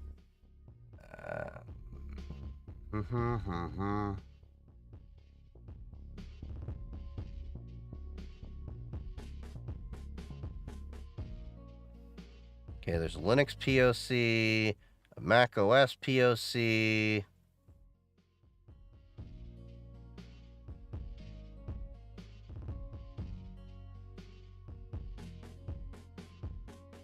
Okay, the high level. Malicious GG control GD. It also includes 2 comments written in Russian, which could indicate the author's point of origin. Code to evade detection of malicious payload by Microsoft Defender. Code to download the payload and execute it. The high level.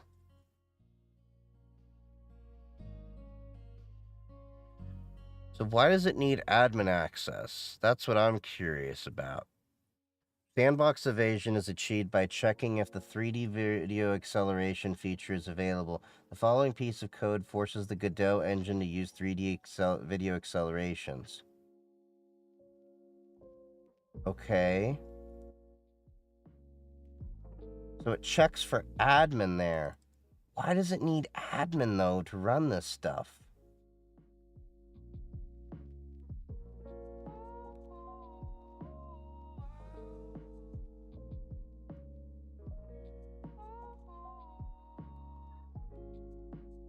This code segment retrieves all the video controller names in the system. It then checks if any name contain any predefined strings. If none of the strings match, then aborts the... Okay. Another evasion technique uses the size of available free space to identify the virtual environment. So it's using PowerShell to run that. As demonstrated in the code snippet, admin privileges are checked within the same function. In the next step, the script attempts to add the entire C disk to the Microsoft Defender exclusions list. Well, that's interesting. It's hard-coded as C.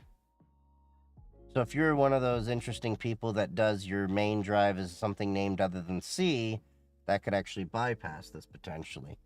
But I doubt many people do that. Now, what I find really interesting is the code is hosted at bitbucket.org, which is legitimate. That is Atlassian's Git repository version, control system, so that a lot of businesses use this. Where I work at, we use it, but we use a self-hosted, I think, one. But anyway, Bitbucket has a one that you can have hosted with them. So it's kind of interesting that they actually have it in a Bitbucket, not a GitLab. Interesting.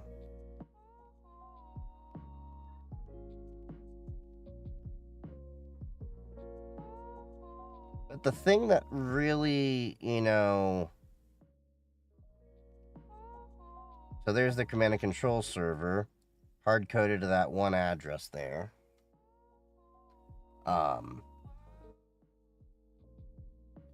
Looks like it's just going to be mining Monero and then having whatever goes there.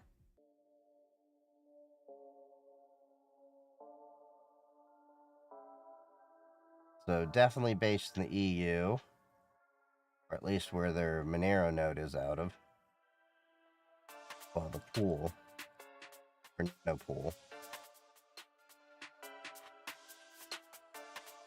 It's gone through some evolutions.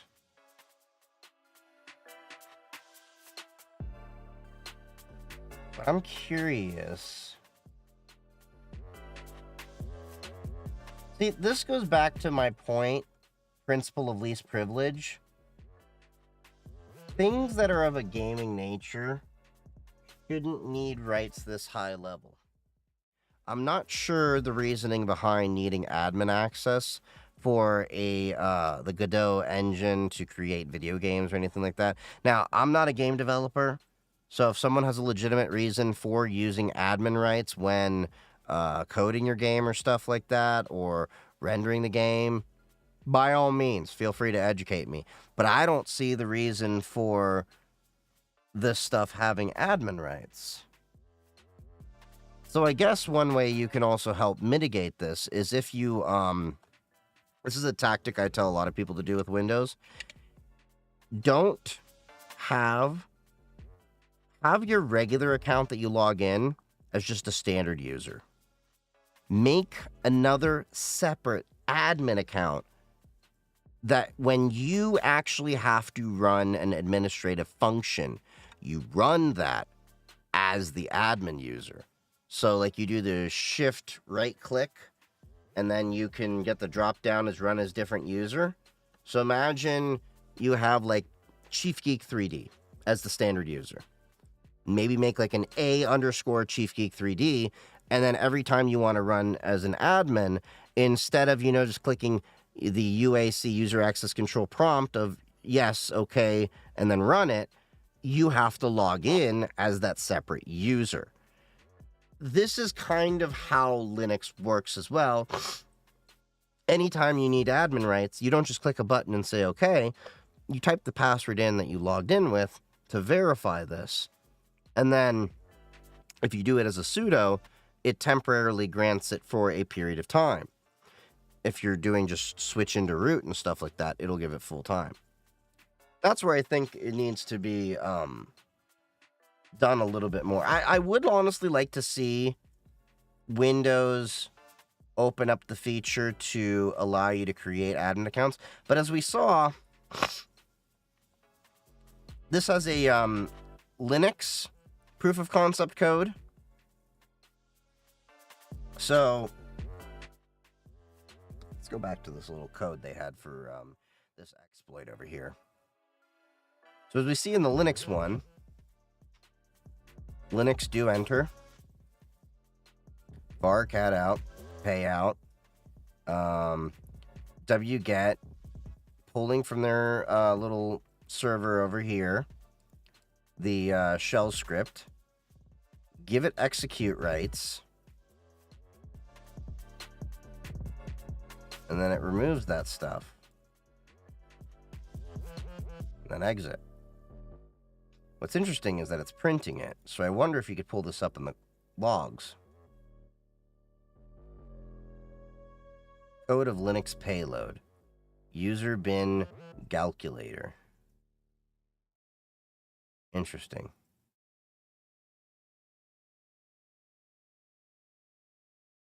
The Mac OS version, very similar. It's doing the same thing. Probably a different shell script there. But it looks like, is it grabbing from, no, it's grabbing from a totally different server. Set execute permissions. Do that. Remove it. Print.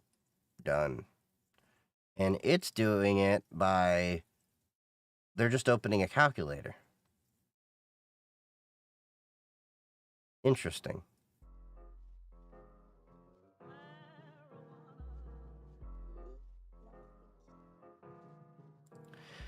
Yeah, that's really interesting, and I have a feeling that, these kind of attacks are only going to get worse as time goes on. It's unfortunate, but it is what it is.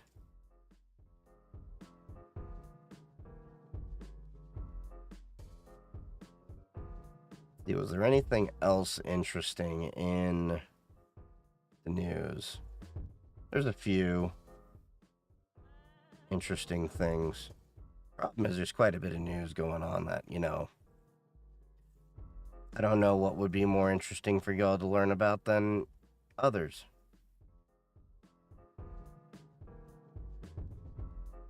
But this is why every product needs to invest in security. That's the honest truth. It's you're always going to find weird bugs because they're made by humans.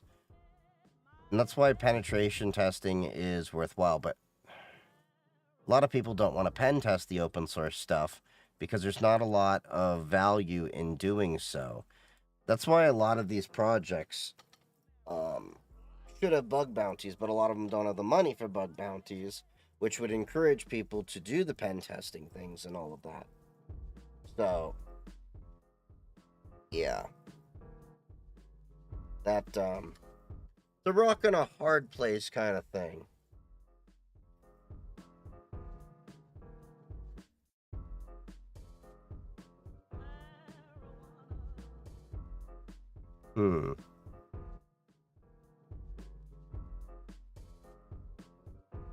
Oh, also, I don't know if I mentioned this stream. I know I've talked a lot about Blue Sky, but do you realize that my following on Blue Sky is much larger than my Twitter? It took me about a decade to build up to the 1,200 followers I had before I stopped posting a year ago on Twitter. And I'm already surpassing that. I have about 1,800. And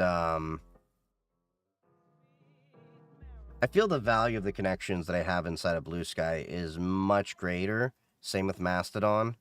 Tomorrow, what I'm planning to do is I'm probably going to get back into coding a little bit as well.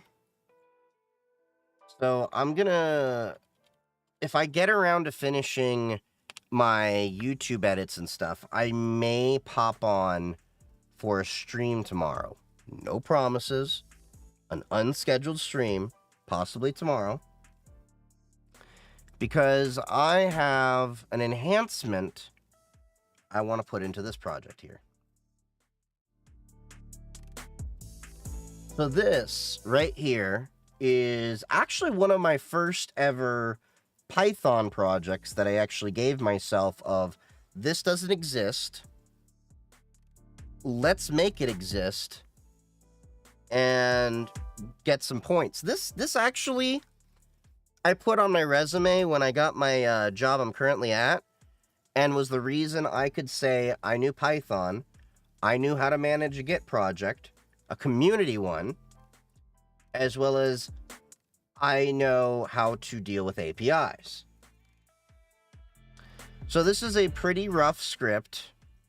Rough because looking back at it, there's a lot more things I've learned since then that I can do better. So what this does, a little Python script over here. It's very simple.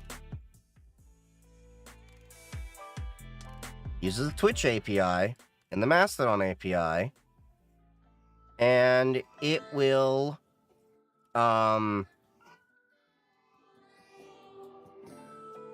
grab if you're live on Twitch and post to Mastodon. In fact, if my Raspberry Pi is working right now, it should have posted to my Mastodon.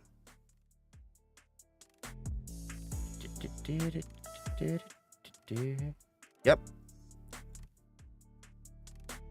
So this, if you notice, says it came from YentaPy Python. That is this script running on a little Raspberry Pi 3B Plus in my network rack over there.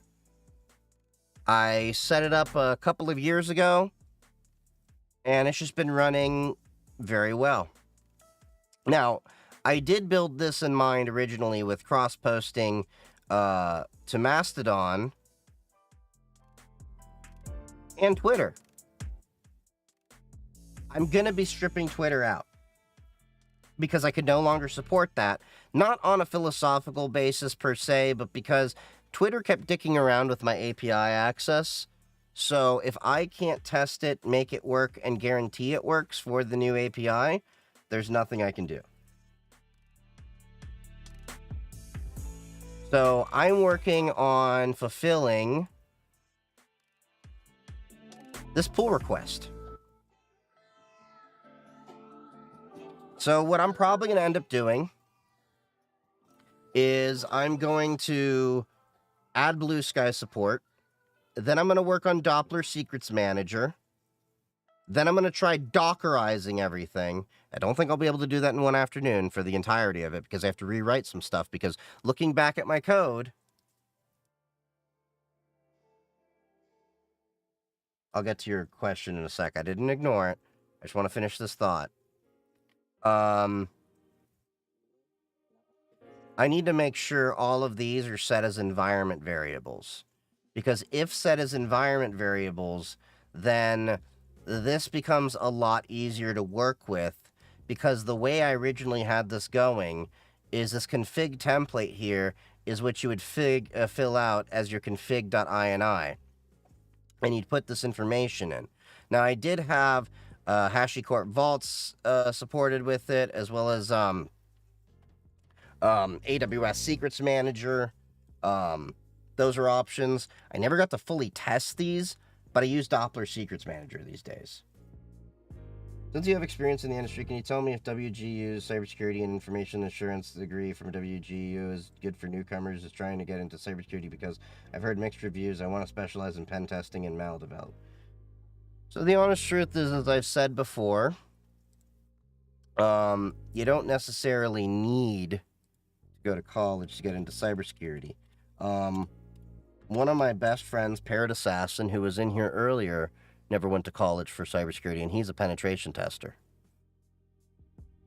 So one of the things I definitely can recommend,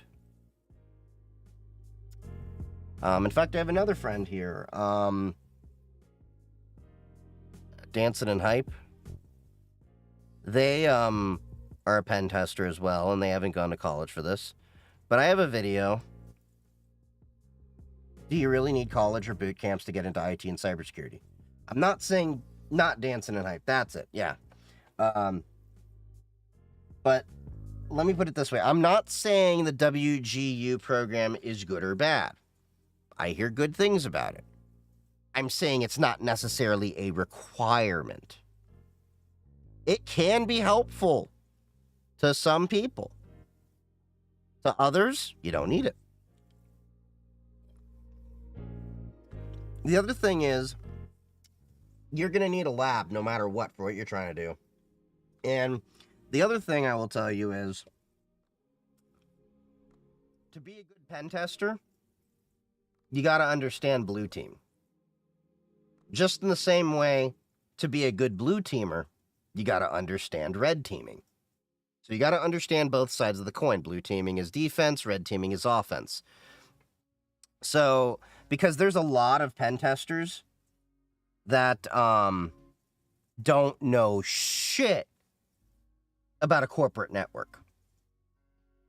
And a lot of the things that they say, well, I could do this and that and this and that. And I say, well, I deploy this and I deploy that and I do this. And they're like, what the hell is that? And I'm like, so you haven't dealt in business much. So you can do a lot of CTFs like Parrot CTFs, which I highly recommend.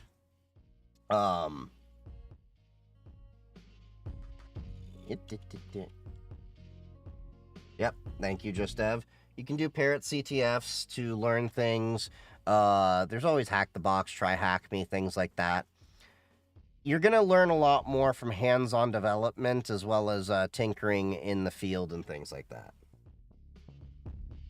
Yeah, because when you harden your servers, you learn about the servers themselves and then know different ways to attack. Yes and no, it's not just the servers, it's the network around it. Like, if you're with AWS, knowing to not have public access to certain servers, using platforms like Wiz to be able to do vulnerability assessments for your, what is it called? Cloud security, cloud posture, I forget what it is. What did you type? What did you clip?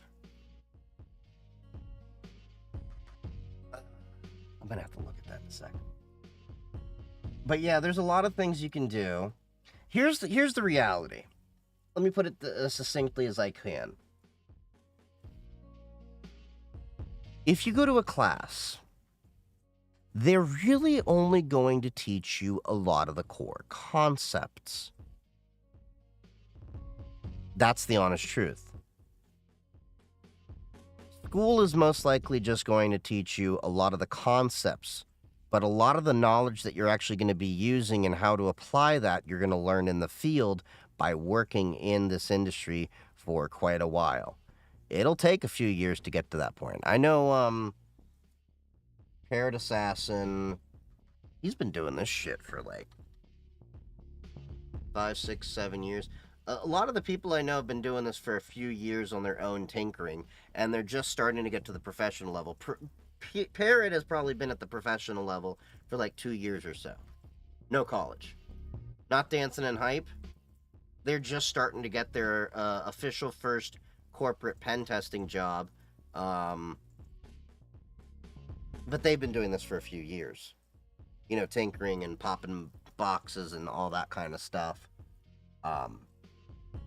So yeah, focus on the core concepts, focus on the core skills, tinker a lot in your own time. Because here's the thing, I'm not saying anything bad about WGU. Let me make that very clear. It's very helpful to some people.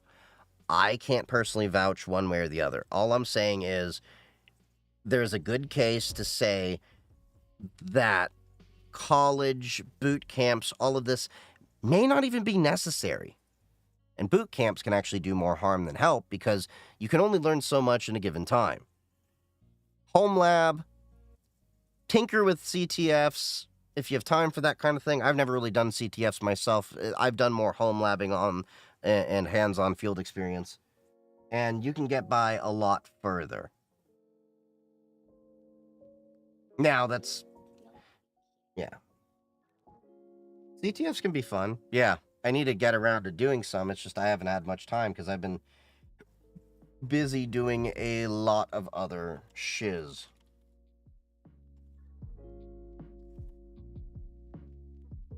Practice make perfect, they say. Yeah, and plus things change all the time too. Don't forget that. Also, Steam is having some sales right now, and I am having a tough time deciding what all games I want to get. I'm thinking of BioShock 1 and 2. I have Infinite. I'm thinking of Killer Clowns from Outer Space, because that looked like a fun game. Okay, so what the hell did you clip?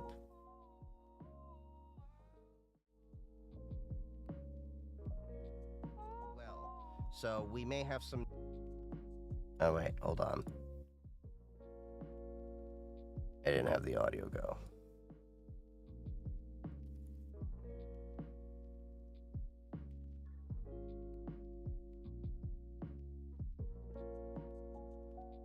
Hit Euro Truck Sim, an American Truck Sim. I don't know if I really like those. Have you heard it? Cat collars for y'all. And yes, for some of you furry fuckers, there will be sizes that could fit human necks. If you're into that bag. I'm not. I mean, don't get me wrong. I'm kinky and I like a good leather collar on there, but I digress.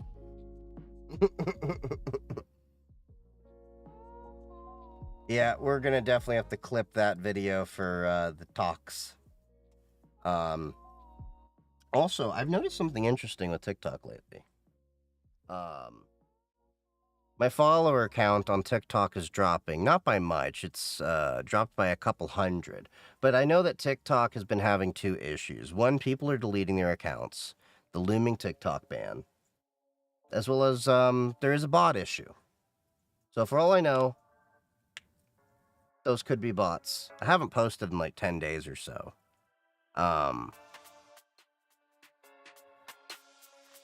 At least to TikTok. But that's fine. I'm overall trying to move more towards Twitch, YouTube. I honestly don't know what's going to happen with TikTok after January 20th because the ban is set for January 19th.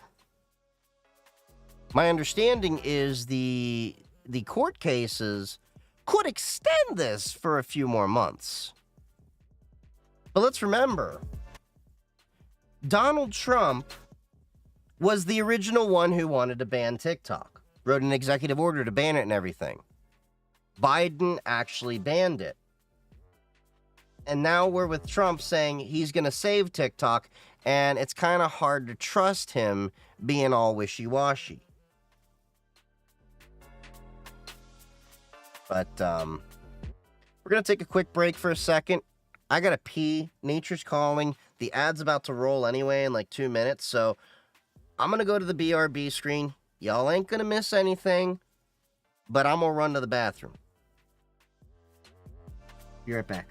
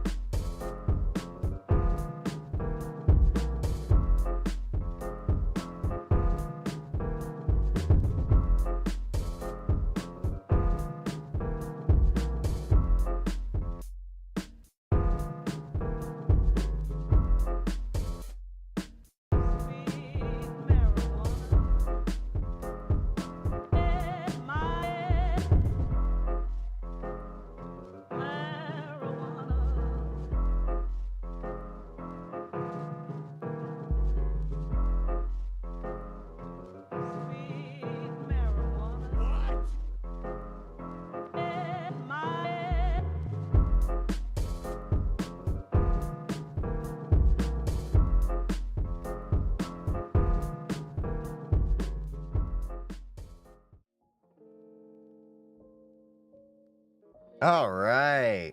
And we're back. Okay. So, as I was saying, I really don't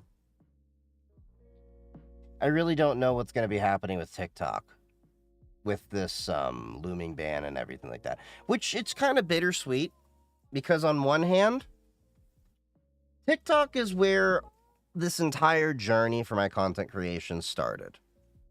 I had no interest whatsoever in becoming a content creator. I had no interest whatsoever in getting on Twitch. And to be completely honest, all right? I have only ever used Twitch. And my first experiences with Twitch were making content on Twitch.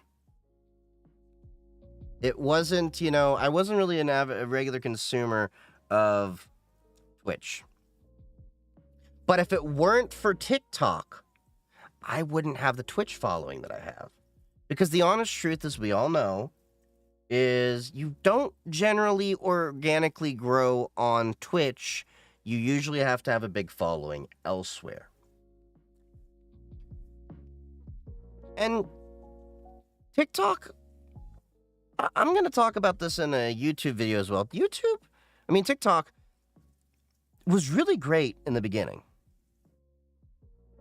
When I started using it around, was it 2020? It was great. So originally, I've talked about this a little bit. The reason why I came to TikTok was I got tired of the Facebook toxicity. We all know what I'm talking about. Everyone's talking too much about politics, and it's no longer the thing people really use to share about events in their life and be social and connect. It's more people are just yelling into the void about their preferred political things and getting into a lot of discussions and debates and arguments. I got tired of that.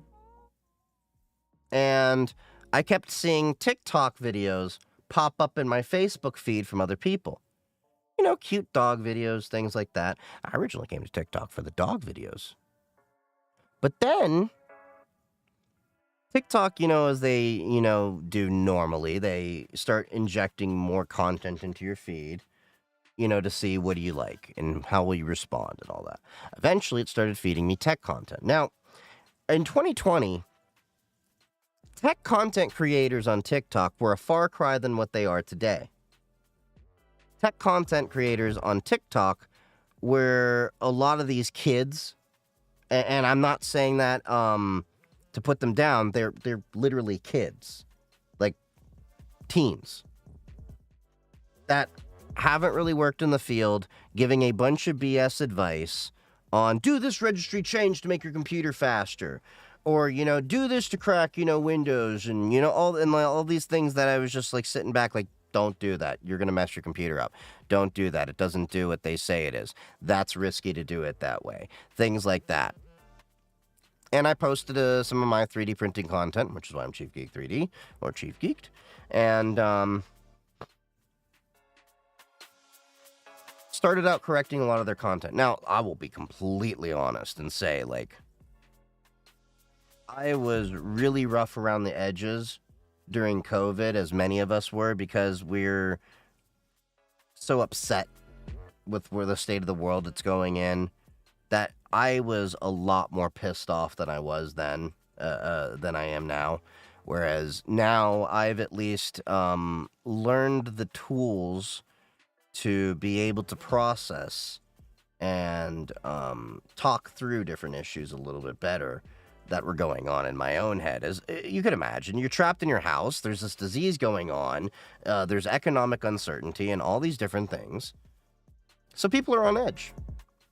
That's why if you look at some of my older content, I cringe at it and tell people that is not the real me. That is the pissed off me that didn't like what was going on in the world and had no control, and this was the one place I did. So, now, getting back to what I was saying, there was a lot of misinformation on TikTok when I started. And that's how I started as one of the OGs of the professional side. of IT and cybersecurity TikTok. And it was beautiful to, create this community that started on TikTok. There was some drama along the way of things that happen, as one would expect with the internet and things like that. There were some roadblocks, things like that. Roadblocks, road bumps in various different aspects. We don't need to rehash a lot of that. But there were a lot of learning moments. Like I've said, you're going to learn more from failure than you are going to learn from success. And along the way, I've met some really amazing people. And I will be forever thankful for TikTok, because if it wasn't for TikTok, I wouldn't have quite a few of the friends that I have today. All the people that you see me hang out with at DEF CON and things like that, that is in way thanks to TikTok. I mean, think about it this way. Colonel Dump and I would have never really hung out and met, probably, had it not been for TikTok. That's how we found each other. And the same thing with a lot of my other cyber friends and IT friends and everything like that. So it is bittersweet that TikTok might be going away. I don't think they're going to go away without a fight. But at the same time, I think TikTok is starting to sail off in the sunset, because they haven't done a good job of maintaining their platform in the best way possible. What I mean by that is, the reason why I stopped doing a lot of my super technical content on TikTok, and many other cybersecurity and professional IT creators can vouch for this, they were banning posts.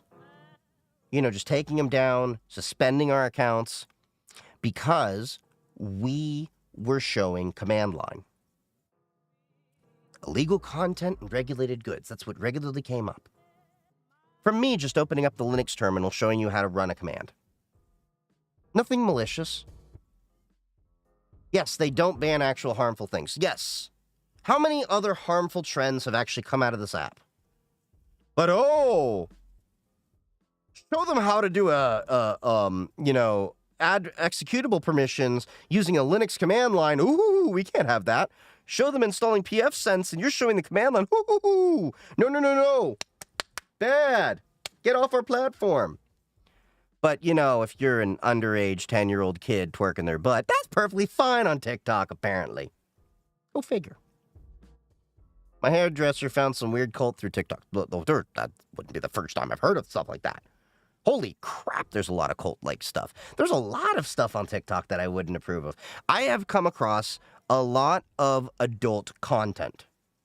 Straight up adult content. And I'm not talking about the OnlyFans trying to sell their shall we say, wares. I'm talking about straight up, this is an adult content website. Here's the link to go access this. Just obscuring it with ever so slightly stuff that you can still see things are happening with D&V.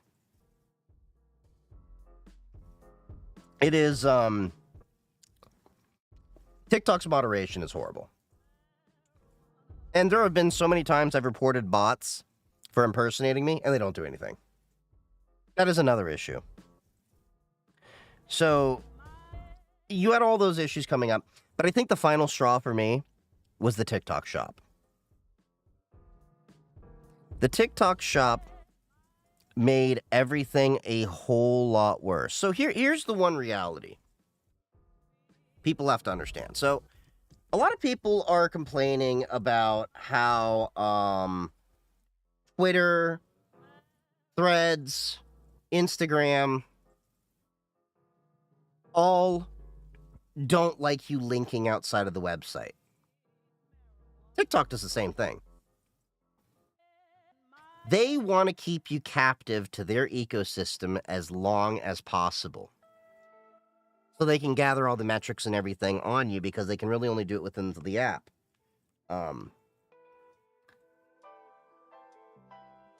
That's why It was so telling when Elon Musk was like, don't put your link directly in your post, put it in a reply underneath it.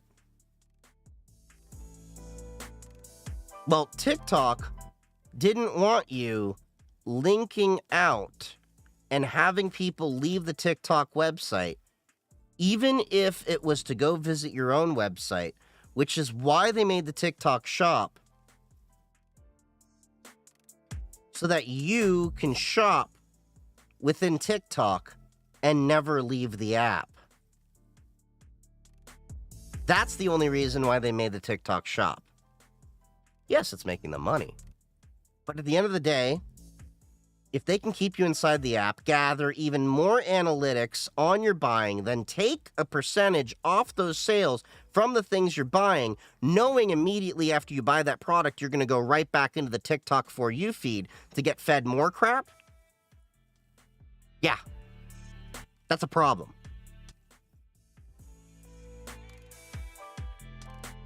Like it was pushed to them. I don't trust any of the TikTok shop stuff, drop shipping stuff. Yeah, I don't trust any of it either. And I will be, full disclaimer, I tried a few TikTok shop products out. I've even made video content around a few of it. But it's all bullshit. It's all bullshit. There's a few good items, don't get me wrong, like some of the screwdrivers I came across, things like that. But all in all, the overall idea of the TikTok shop was horribly executed. And the TikTok shop is nothing more than a ploy to make sure that you're inside the app, never leave the app. And if they see that a big reason that you're leaving the app is to go buy these products from different influencers and all that, then influencers are going to start selling their products within the TikTok shop app. And then what do? You go review the videos about the products that happen to be on TikTok. So you never have to leave the TikTok ecosystem. I think this is honestly what was the final nail in the coffin for TikTok as we know it. In my perspective. I noticed the content been declining for a long time, but needless to say, this is why I feel like it's bittersweet, that if TikTok happens to go, it wouldn't be the worst thing right now. Now, with that being said, there's still tens of thousands, or my understanding is hundreds of thousands of businesses that depend on TikTok to drive a lot of their sales. There's a lot of legitimate small businesses that get more sales through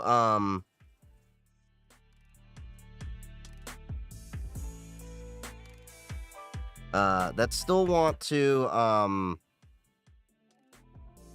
market through TikTok shop and do better results there than with Facebook. I was watching this video with a farmer the other day talking about that. BTW, thank you for the advice. I was debating between their comp sci degree and their cyber degree with doing try hack me and hack the box on the side. So I want to get into quantum computing. That's why I'm leaning more towards comp sci in my community college. Yeah, quantum computing is an interesting topic, by the way. The thing is, a lot of quantum computing right now is still theoretical. Quantum computing is still very, very much in its infancies. I'm not saying that, like it won't ever be impactful or anything like that. I'm just saying we have a ways to go until quantum computing is really impactful. I think they said we're still somewhere around like 10 years or so. 10 years or so until it really starts having some honest impact. I know there was some big hullabaloo about a story where they're like, well, it managed to work with a 50-bit RSA integer. It's still kind of small.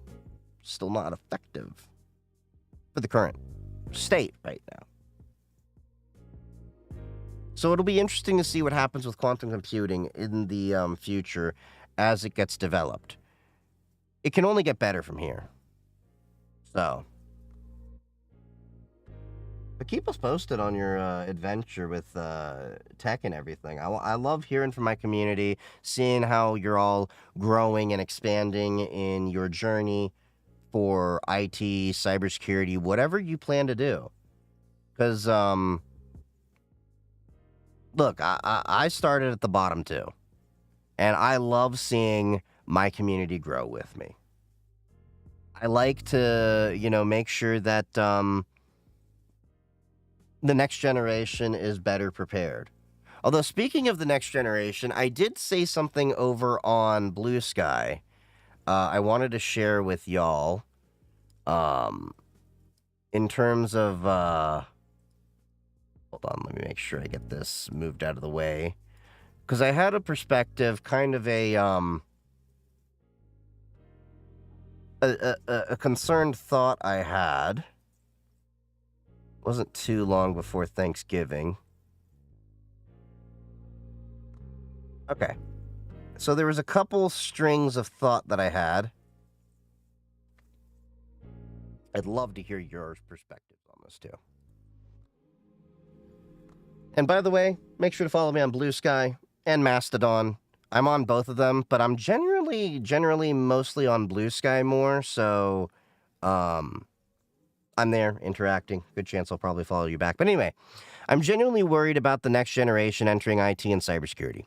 Many from the iPad generation grew up in a world where things just worked, and I've noticed a lack of curiosity compared to millennials and older. We grew up learning how things worked just to use them, customizing MySpace pages, troubleshooting DOS games, tweaking Windows XP, or modding games. These experiences taught us problem solving, critical thinking, and troubleshooting skills. Now I see younger tech pros sending tickets without asking basic questions or troubleshooting. I often have to push back with, what makes you think this is a Zscaler issue? Or, what tests did you perform? It's not about knowing it all, it's about asking the right questions. Even with home labs, many hesitate to push boundaries or break things to learn. I learned by asking, what if? Or, what does this do? Mistakes are part of the process. It's how you grow in IT and cybersecurity. When asked, what books do you recommend for IT/cybersecurity? I often say books are outdated by the time they're printed. The best way to learn is through release notes, documentation, and hands-on tinkering. That's how you stay ahead. Curiosity, experimentation, and a willingness to break and fix things are essential for IT and cybersecurity. It's not just about knowing the answers, it's about the mindset to find them. The next generation needs this to thrive. So let me know what you think about that series of thoughts, as well as this little follow-up one that I had. Hot take: stop giving kids iPhones, iPads, and Chromebooks. Give them full-fledged computers. Too many kids grow up with devices that just work and never learn how to use a real computer. I've seen people entering jobs, IT, and cybersecurity who don't even know how to type on a keyboard. Mobile devices are great, but they don't teach foundational skills like using a desktop or laptop. Kids raised on mobile devices are entering the adult world at a huge disadvantage. No matter how advanced tech gets, laptops and desktops still dominate. They aren't going away anytime soon except for edge cases. If we want the next generation to succeed, we need to give them tools that prepare them for the real world. Swipe and tap won't cut it when the job requires typing, troubleshooting, or navigating a proper OS. Let's teach them real-world tech skills. Yeah, that is honestly a thing that happens a lot. What is a computer? I mean, the amount of times that I've come across people um, that don't know what a computer is or the basic functions of it, and the amount of times that I've actually been shocked to put my laptop in front of a kid and they reach over to tap the screen and they're shocked when nothing happens, and I have to tell them I don't use touchscreens. Touchscreens make no sense whatsoever. Stop putting fingerprints on my LCD. That's another thing that bugs me with a lot of these kids. They will literally touch the LCD. You know how we'll literally hover our finger right above the screen? They'll push in on the screen till you see the little bubbles in the LCD, the little whirls and stuff like that. Drives me up a wall. I'll put Dorito dust on my computer.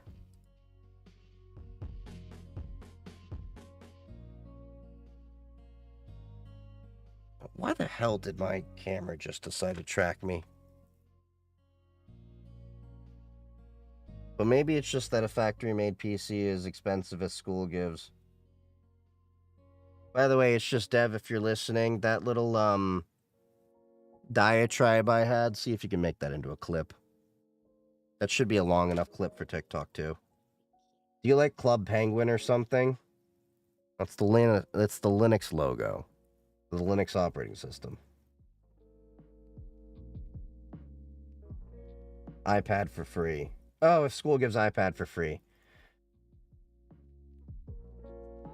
I mean, yeah.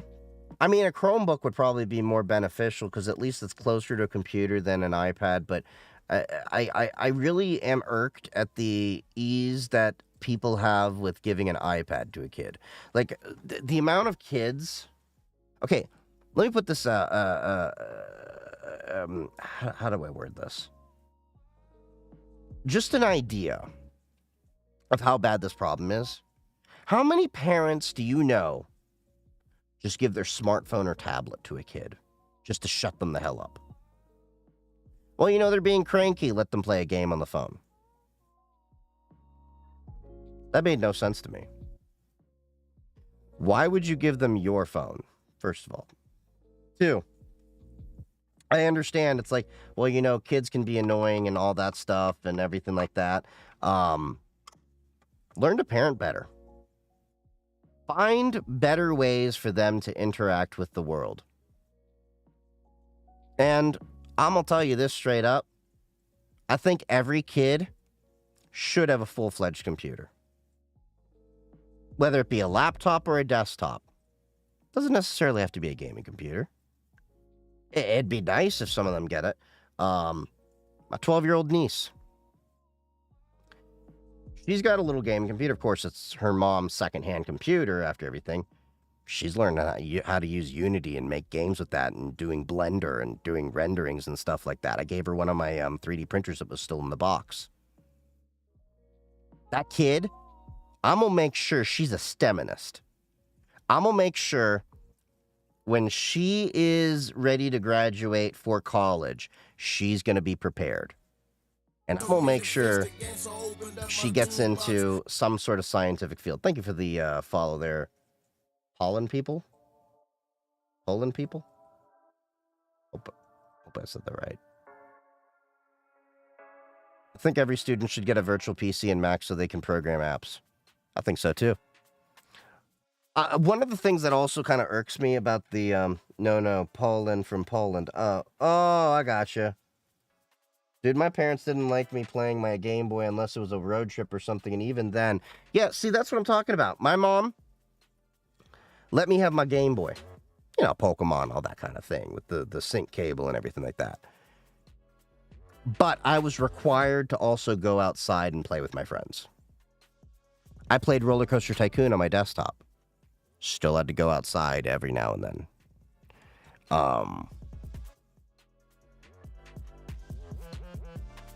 I think that's a big reason why a lot of kids have problems making friends.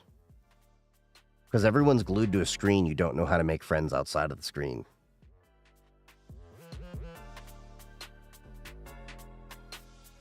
But I do think that, kids should also learn how games and computers operate and everything like that. Like, we all had to, growing up using a computer and everything, modify our config files, mod the game. Oh, we couldn't launch the game. We had to troubleshoot why it was working, look up on forums, things like that. We had to actually search out the answers for a lot of things. I remember when building a computer was actually a skill. Now, if somebody tells me they built their computer, I'm going to be like, that's cute. I'm not saying that to be derogatory or anything. I know for some of you that seems like a huge achievement. But if you understood how difficult building a computer used to be when I built my first computer, you would see what I mean by when I say that's cute. You don't have to mess with IRQs. You don't have to mess with DMAs. You don't have to worry about the installation order of your drivers. Building a computer today is a very expensive Lego set that pretty much, unless you mess up badly, you can build a computer pretty easily. Anyone can build a computer today, but not everyone can maintain and repair a computer. Those are two completely different skill sets. Building a computer used to have overlap with, repairing and maintaining a machine. It's a lot different now. Now, by all means, I do think that everyone should at least have the experience of building a machine or two in their life so they understand how the components work and interface with each other and all of that. And I would say, even on the enterprise level, you should put together a server or two so you understand how these different things work and rack a server or two so you understand how the rack mount systems work. So I do think there's a lot of ways that we've progressed, but at the same time, we've also regressed because we've made things too simple. That now kids are working at computers at this level right now without understanding all the levels underneath it, which it's a blessing and a curse because our machines just work and we don't have to deal with a lot of the issues that we do in the day-to-day right now. But the curse is that the opportunities for learning how machines work is lessened. Now, I will say one fix to this to learn how a computer works is, of course, regular computers, things like that. But the Linux operating system gives you a real opportunity to understand how an operating system fully works and functions. And that, I think, is one of the reasons why I want more people to understand Linux, because by understanding Linux, you can better understand Mac and Windows and how they function to a certain degree. I mean, there's, of course, nuances with specifically how they work, but you can have a better understanding of how the overall computer itself functions at a software level, and even if you want, deep into interfacing with different hardwares. But that's just my 2 cents.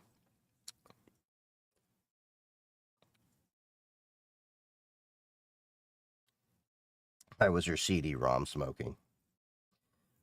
My first build, my CD-ROM started to get smoked. The audio cable was wrong. It was inserted wrong. The audio cable. The audio cable on CD-ROM. Man, that takes me back. I forgot about that for a second.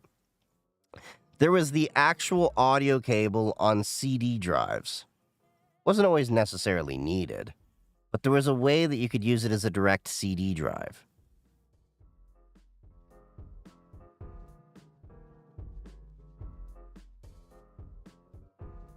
I used to have to do a fresh install every once in a while where when it started to get sluggish, you don't really need to unless you screw something up. Exactly. With Windows XP, I used to have to reinstall the OS about once every 6 months or at least once a year because it was very horrible at cleaning itself up. A lot of the knowledge that, people like go around with, like, how to tweak your computer to be faster. Defragment. You don't need a defragment if you have an SSD. You can trim it, but you don't defragment. It's going to kill the life cycle of your disk. Defragmenting only makes sense if you have a physical hard drive. I mean, a spinning disk.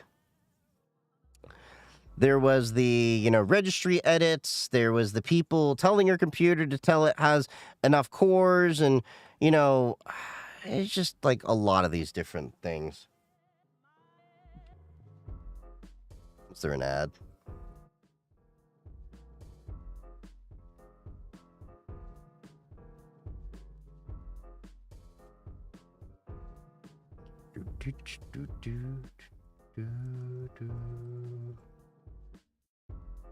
Oh, you just snoozed the ad. Okay. But yeah, there used to, you used to have to do all sorts of things to keep your computer up and running. I regularly have to tell a lot of people, you don't need half the bullshit that you did back in the Windows XP day, or even Vista, or even 7, to keep your 10 and 11 system running. 10 and 11 do a pretty good job of cleaning their junk out. The issue with 10 and 11 is still the Windows bloat and telemetry, which makes Windows a very, very heavy operating system. And it's been proven if you remove a lot of the telemetry and stuff like that, Windows actually performs really fast and is light, but at that point, if you're trimming it out, you may as well just get Linux. So, but yeah, Windows. I remember when you used to get like textbooks like, I don't know, can I find this?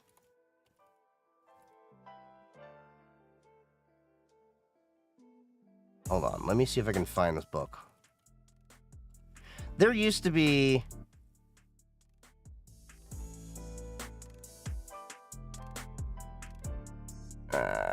not tweaking.com.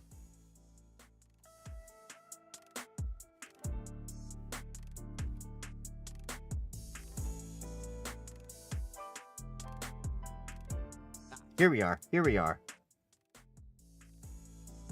So I remember reading this book over here. Hacking Windows XP. Okay? There were literally books. They're like this thick, like textbooks, with just tons and tons of tweaks and modifications you could do to Windows XP to make it faster, more snappy, things like that. 99% of that textbook is worthless now because Windows 10, Windows 11, you don't need that. You show me a tweak that you say is going to make Windows faster, 9 times out of 10, I'm going to call bull. Because you don't need to tweak Windows. I don't know what it is with all of these people out here that think they need to tweak Windows to make it faster, when the majority of times the way to make your computer faster is to get faster hardware. And if you're really that worried about a heavy operating system, you get Linux or FreeBSD or something like that. Did you know you can make Windows faster by having a super PC? Pretty much. Just to mention, React OS is fun if you want to try out Windows that boots from a CD. Oh yeah, React OS is great. Do I have it on this machine? Because I know I rebuilt this box. No, I don't have it. I have Haiku on here, but React OS wouldn't be better. React OS wouldn't be too hard to install. Sorry, words.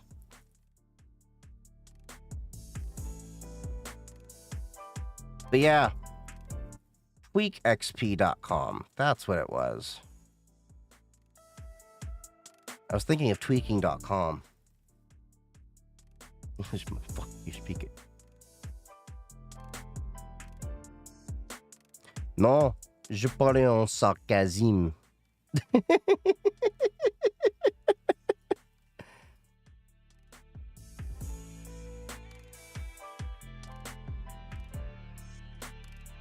But yeah, tomorrow, I think I'm gonna be working on this project finally to get Blue Sky support added in. Probably gonna have to use a little bit of ChatGPT, Code Llama, things like that, so that I can get this to work nicer. Which reminds me, probably should install Ollama.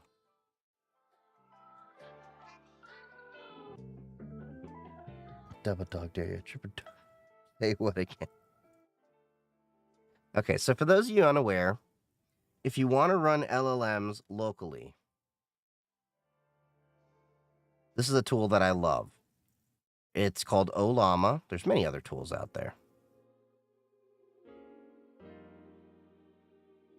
And let's check the script source.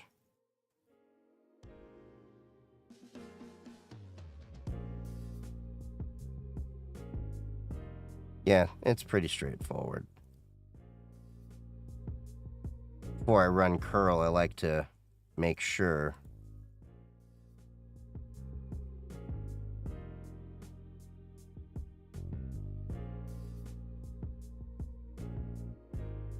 Hold on. CD source.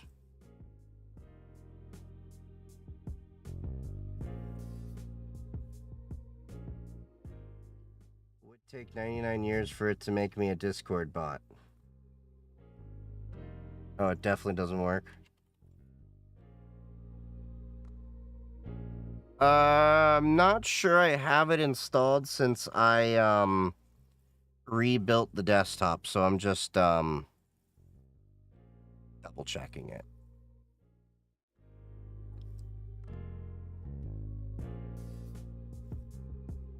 So I of course use NVIDIA GPU for my stuff.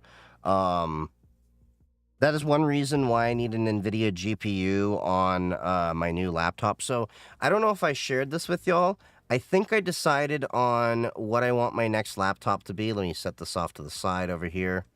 Does it need a 64 gig enough? I know for large language model, 128 gig is better. For the ones I run, 64 is more than enough. I have 64 on my machine. Of course, it depends on how big of a model you're using. You can only do 96 gigs of RAM. That's in the laptop I showed you, not the desktop. So I'm going to show you the computers I was looking at. And I'm going to tell you why I decided on the laptop that I did. Give me 1 second.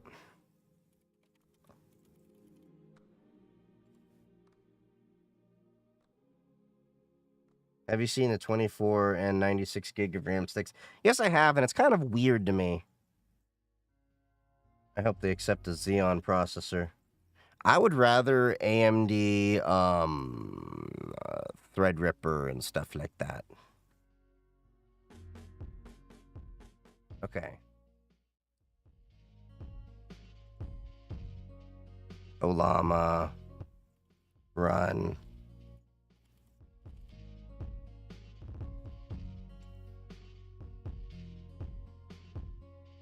Okay. So right now it's pulling the Code Llama LLM. I think it's only by default doing like the 4 billion model or something like that. So pulling in all that data right now. But while that's going, let me show you the 3 companies I was looking at for my laptops. So there's System 76, Tuxedo Computers, and Nova Custom. All 3 of these are great Linux vendors for laptops. There is also Framework. We can throw that in. I haven't looked at their options.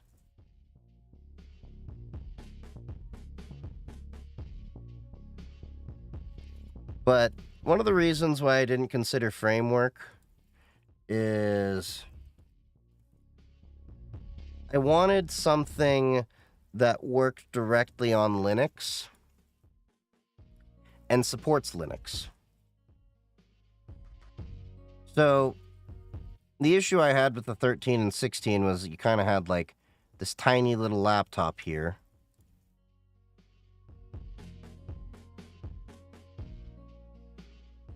And I needed an NVIDIA GPU. Okay? And scrolling through, does not look like that 13-inch variant supports yeah,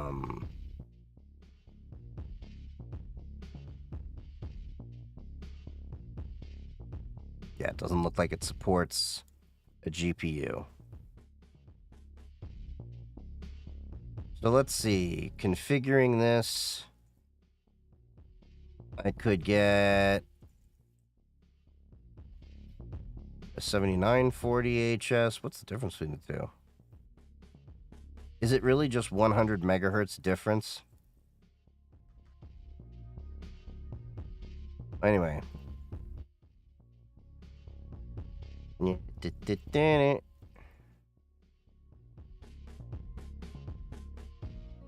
Yeah, see, I don't think this has a GPU.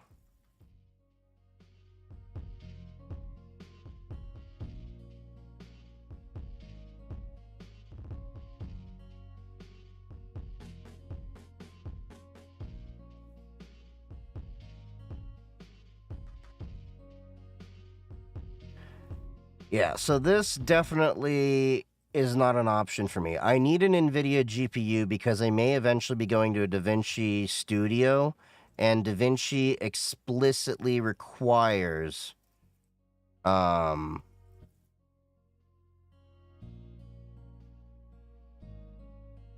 DaVinci explicitly requires NVIDIA on Linux. Yeah, that heat pipe is only going to one device. Wait, no, there's two.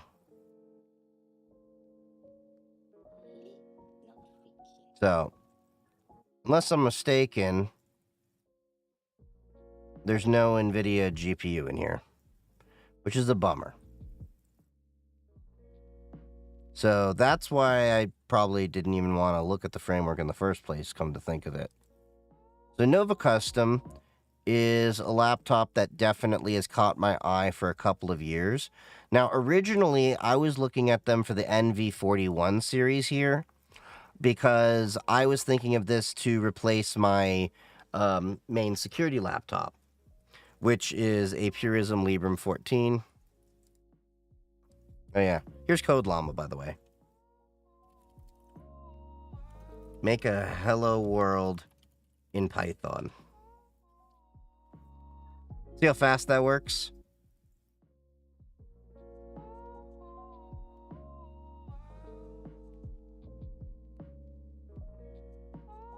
But that's because it's also using the GPU to do that. Anyway, this laptop here, I was looking at as a possible upgrade if and when my Purism Librem laptop started to shit the bed. So the Purism laptop, I love it. It's a great laptop. I have no complaints with it for what it is. The issue I have is they haven't released a new version of this laptop in a while. If you buy a new one, it's still coming with a 10th generation Intel CPU, the 10710U.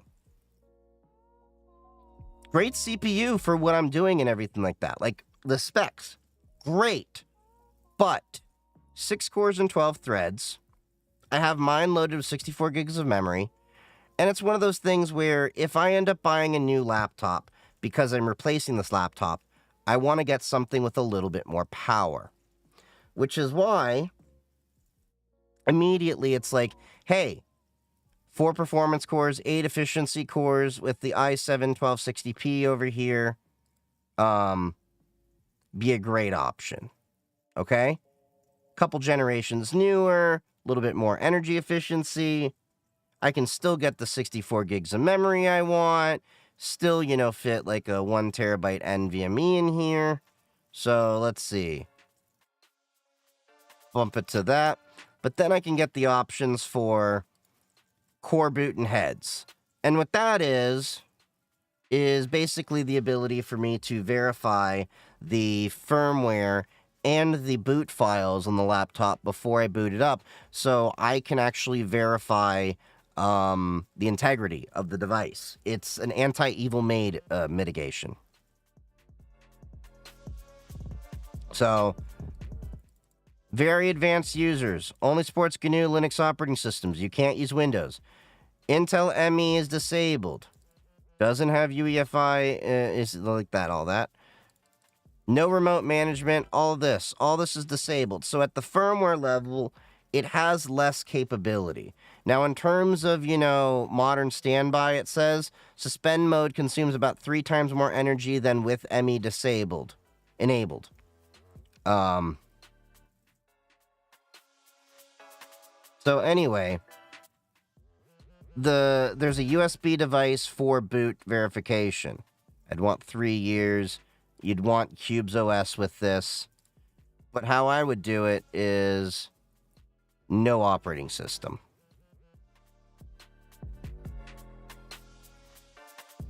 So this is what I would do for my Cubes OS laptop. United States QWERTY. And the other thing that I like about this is I can modify the key. So I could put super key, or if I wanted to,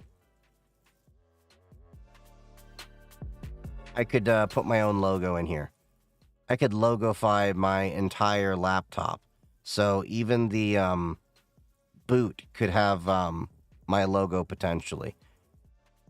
Yeah, if you go to the personalization section here, upload own logo for engraving, BIOS logo can be changed, palm rest engraving. This is the laptop I'd probably look at for myself. Are HP ZBooks an option, or is more Linux support a must? I mean, technically they are an option, but I was trying to find something from a dedicated Linux boutique builder that I know actually contributes to the Linux project overall. Not saying HP doesn't. I'm just saying that,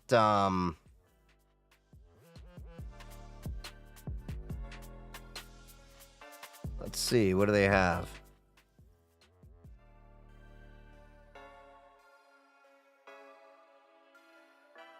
See, I need a GPU.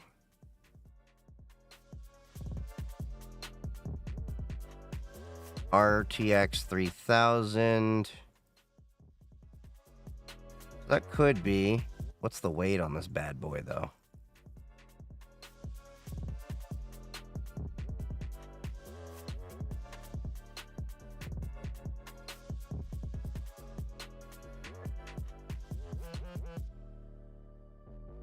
I might get 365 basic for 100 gigabyte cloud storage I won't use for $20 a year.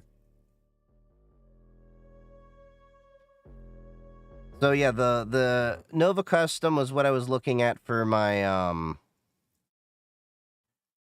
Cubes OS laptop replacement. I don't need to do that anytime in the near future. It's still great as it is right now with my Purism Librem 14. Don't have complaints with it. It's just one of those, if the time comes to replace it, that's probably what I'm going to do.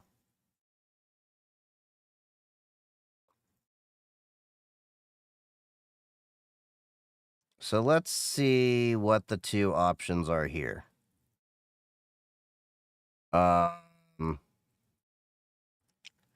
Okay. Take out Windows, save us 221 bucks.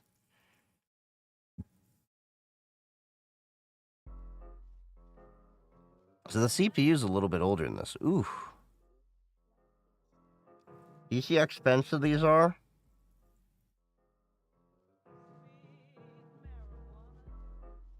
AMD Radeon graphics. AMD Radeon. See, I'm trying to get an NVIDIA.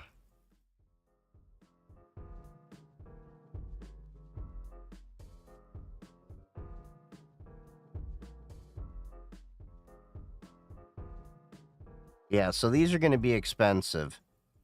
Why does this have an RTX 1000 series? I'm confused.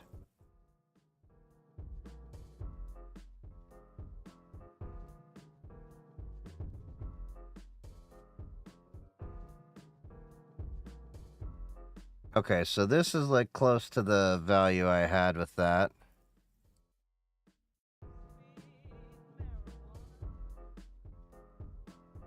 All right, so microphone, display is required.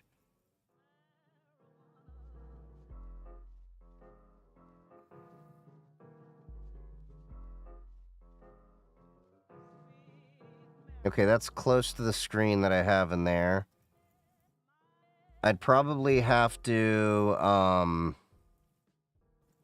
buy my own memory. So immediately that's another $300 or so after the purchase.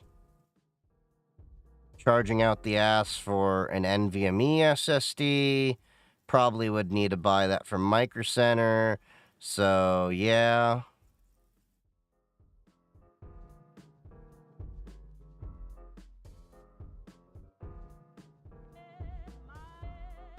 Okay, the wireless feature would be nice for on the go.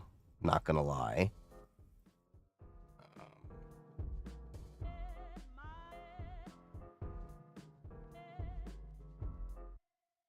Wouldn't need that. Although smart card would be nice. $2 more. I mean, it has a couple more features I like with this laptop. And then... yeah. So with 3-year warranty, everything there, I would probably be looking closer to like $3,000 with the memory I would need to add and everything. Now, the interesting thing is they say RTX 3000 series graphics, but they don't tell you which one, which is kind of weird. The Intel one's probably not going to be much better. Yeah. Anyway. Yeah, so with the HP, it's just a little bit more expensive. So, with the laptops I was looking at, HP don't order over their website, vendor make better prices and service. Yeah, potentially. So what I was looking at was either the V54 series, or in the laptop side of things, from System 76, the Adder. But the Adder was kind of a heavy dude. OneDrive to F off and stop uploading every freaking folder to OneDrive. There's a way you can exclude that. So I'd like at least a 4060 or a 4070. I need them CUDA cores. Out the box, memory's kind of expensive. I can get that kit for $200 at Micro Center. Same thing with the SSD. Bump that, bump that. And I always like an extra charger. I just do. Does keep on PC prevent it from being uploaded? Think so. I don't use OneDrive too much for things. So this was, not a bad price or everything. 24 core Intel CPU, RTX, all of that. With the V54 over here. Looking at an NVIDIA GPU. And again, probably need to get my memory from Micro Center. So like they have these crucials. I can tell by the numbering, the PX and all that. I think these are crucial discs. I can and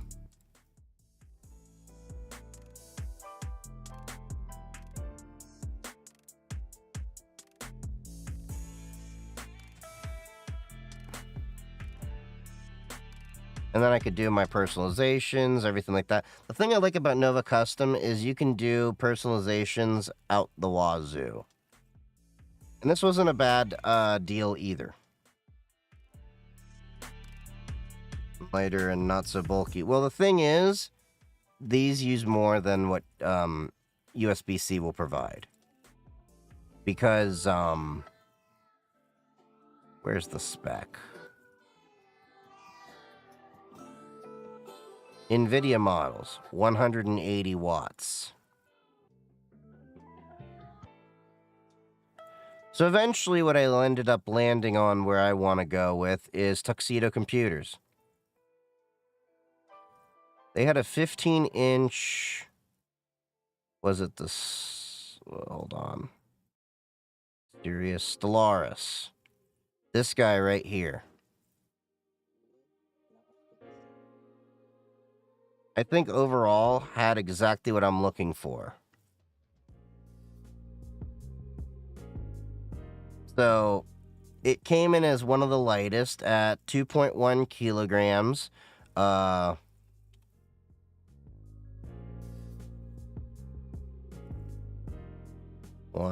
times 2.2. About 4.62 pounds. 2560 by 1600 display at 240 hertz. Up to 13 hours of runtime on the AMD model. Up to 3 external monitors. It does have USB-C charging. However, I don't think I could use this full bore while it's on USB-C.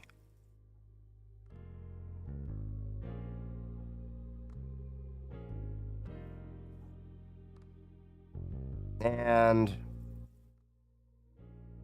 either the 4060 or 4070 would be nice for me. Now look at the pricing as well. Only €227 more for the 96 gigs of RAM, which is not a decent, is a decent, price. Same thing with the NVMe. And then I can, of course, add another NVMe in here. So I can have 8 terabytes of storage in here. Switch it from German to English ISO. They don't have a Wi-Fi 7 adapter for that, but, you can change that if you want. And I can even give it up to a 5-year warranty. And you can even customize the logo. Now look at this price altogether. A little under $2,900 so that I could actually, get everything.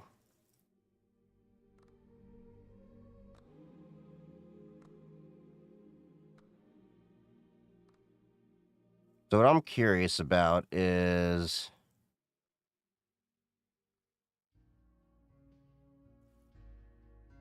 so the shipping is €99.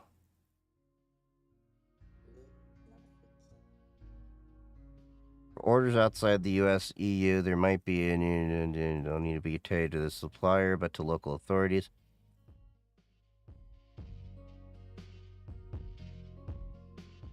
So, yeah, but this is what I'd probably be looking at. And with all honesty, I could always upgrade that SSD later.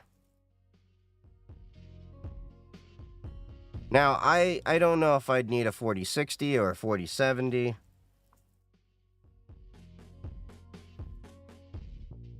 And not the onboard documents folder. Cranky boy. Yeah, OneDrive is a bit of a pain to deal with. So, good luck with that. But yeah, that's the laptop I'm probably looking at getting as a Tuxedo Computers. I buy my computers to last 3 to 5 years, so I like to get long warranties on them. Although, in all honesty, with this guy, I might go for the just 3-year warranty. I don't really see the point in keeping that laptop running. I'll definitely keep you updated. I'm still trying to figure out where this journey takes me. I agree. I think quantum computing can have a big impact, but like you said, right now it's all theory. Also, I'm in the OwlSec Discord with you. Nice. I don't really hang out in the OwlSec Discord that much. It's just, I'm busy. Now, the one thing that I have to ask is what the difference is between the NVIDIA 4060 versus 4070 laptop. I'm curious what the I'm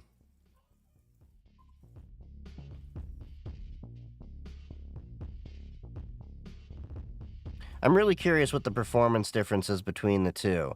I know I get a bunch more CUDA cores and stuff like that, but not sure. So I guess this is the question overall.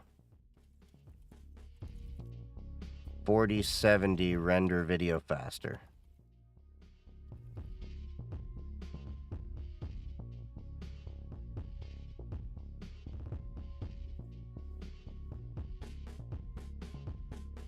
Okay. Then a 4060.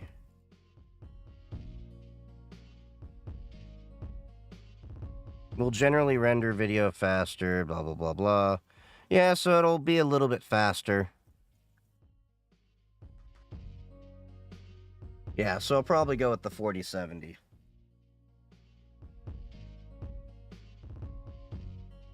Oh, I totally understand getting a ZBook or something like that, but with the needs of what I'm doing for a lot of my things, 3 years is a good enough lifespan for the video rendering and editing side of things. The other annoying thing is I know NVIDIA 5000 series is right around the corner. What I might do is I might upgrade this streaming PC over here to an NVIDIA 4050. The reason being is with that, I can get AV1 encoding. And if I get AV1 encoding, then I can,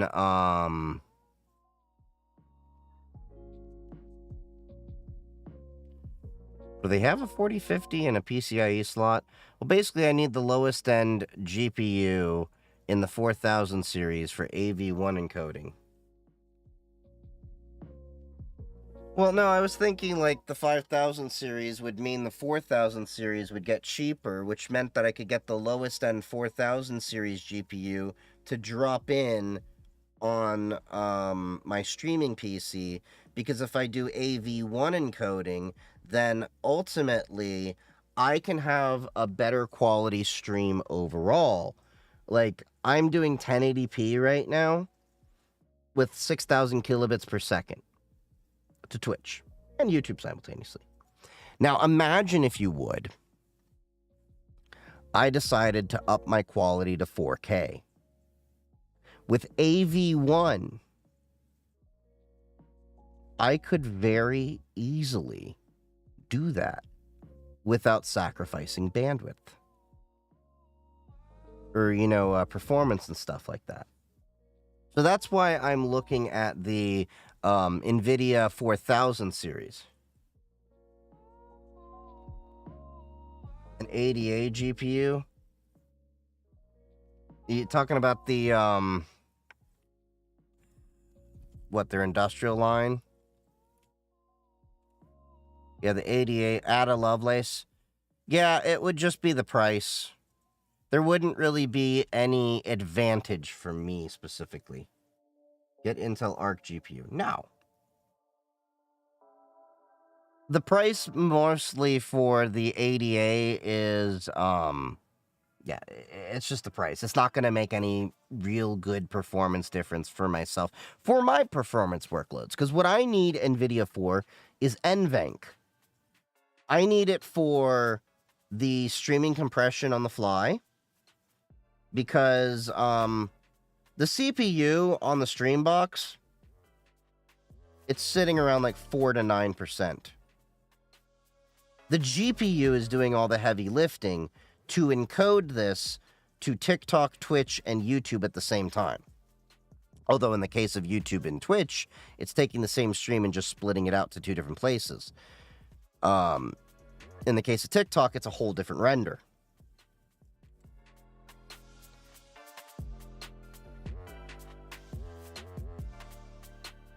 So, I'd be curious.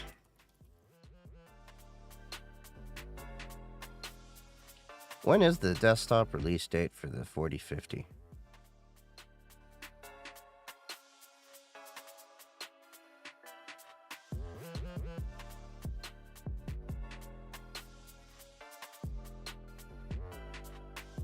Gamer friend told me the same, but for rendering I may consider it. I'm using QEMU for my small private cloud. I think it is good, but maybe OpenStack is better. What do you think? I like QEMU. For small stack, it's fine. There's more than one way to slice the entire thing. Autodesk Fusion 360. Well, Autodesk Fusion 360 is a whole different thing, because if you're actually doing things that require double precision and really precise computations and all that, yeah, the enterprise grade NVIDIA GPUs like the ADA and stuff like that will definitely benefit from that. There's a few features that are still locked in behind the ADA, what was the Quadros, all those enterprise GPUs. But for my purposes, I don't really have an advantage. The honest truth is I'm kind of looking at, like, the lowest end NVIDIA 4000 series for this guy over here, the Windows box, and the mid-range 5000 series if I upgrade for this box over here. The only problem with this box over here being upgraded is that means I have to get a whole new power supply, because I would have to get PCI Express 4.0 connectors for the new GPU, and then that would have to mean getting all new mod cables, and that was several $100s to do that, because I love this case. And I like the components I still have in here. The CPU I have in here, the 5950X, is more than enough for what I need. I would love to get a 9950X, don't get me wrong, but I just can't justify the spend. But yeah, back to the OpenStack thing.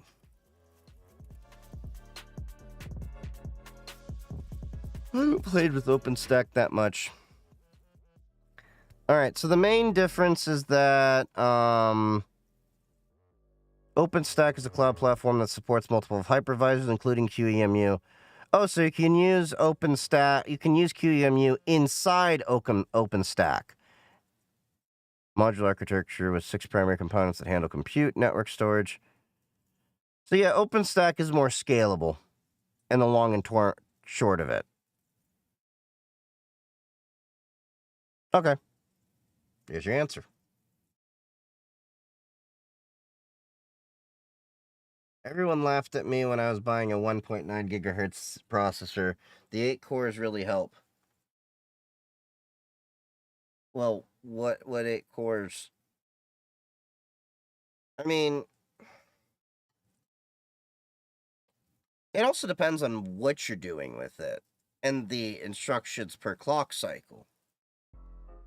Because, like, if you get a CPU at 1.9 gigahertz today versus a CPU of, like, 5 or 10 years ago, it's probably doing a lot more than the faster CPUs of 5 to 10 years ago.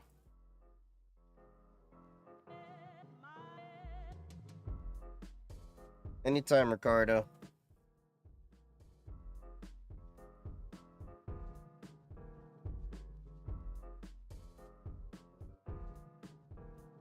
There's so many different things I want to play with, like OpenStack and KVM and all that. Just don't have enough time in the day.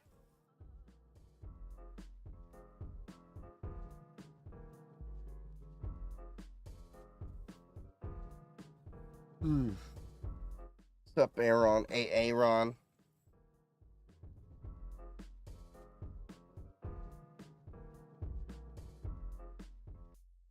Al Pacino's first foray onto the big screen was the 1969 film Me Nathalie. Interesting.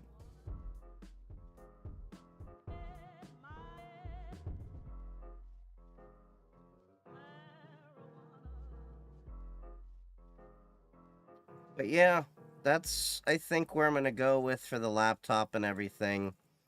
I'm also trying to raise money for improving my content creation, hardware, and everything like that. Aside from the laptop, if and when I raise the money, looking at new cameras, a teleprompter from Elgato to help me make content and everything, because I want to script the videos better for y'all, and I also want to get a portable camera, like the DJI Pocket 3. Let me show you this thing.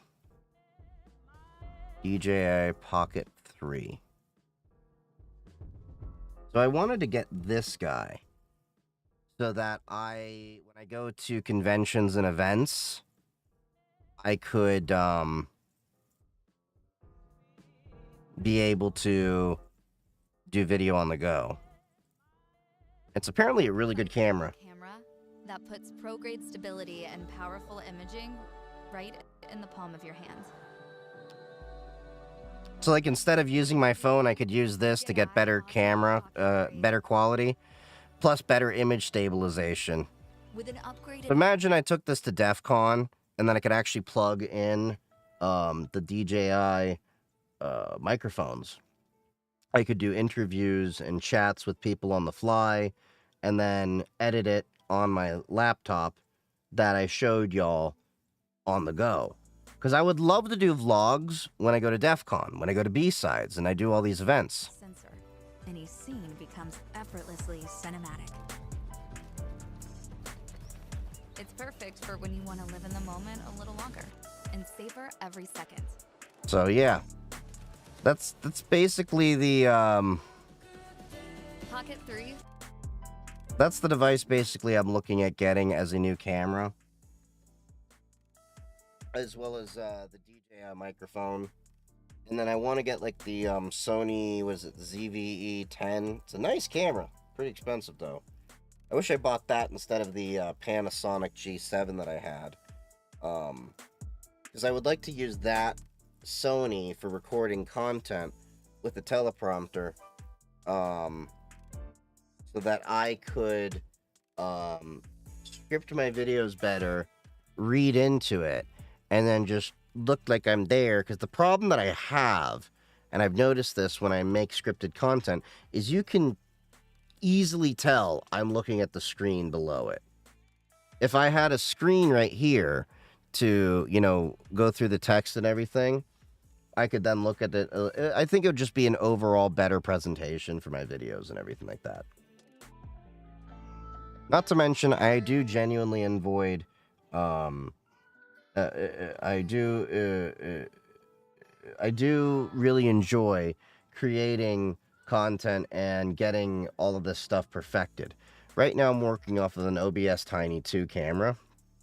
I would like to get a better camera than this to do my videos and everything. It's not a bad camera, don't get me wrong. It's a great camera for what it is. There's a webcam that is in the center of the screen. Wait, what? Oh, what? You're talking about the teleprompter thing that I was talking about? Yeah, you could put the Sony ZVE 10 or another webcam right in the center. Yeah, so here, let me show you what I'm talking about. Elgato teleprompter. So I want to get this guy right here. Now, it's kind of expensive for a prompter because it has the screen built in. But essentially what I want to do... Yeah.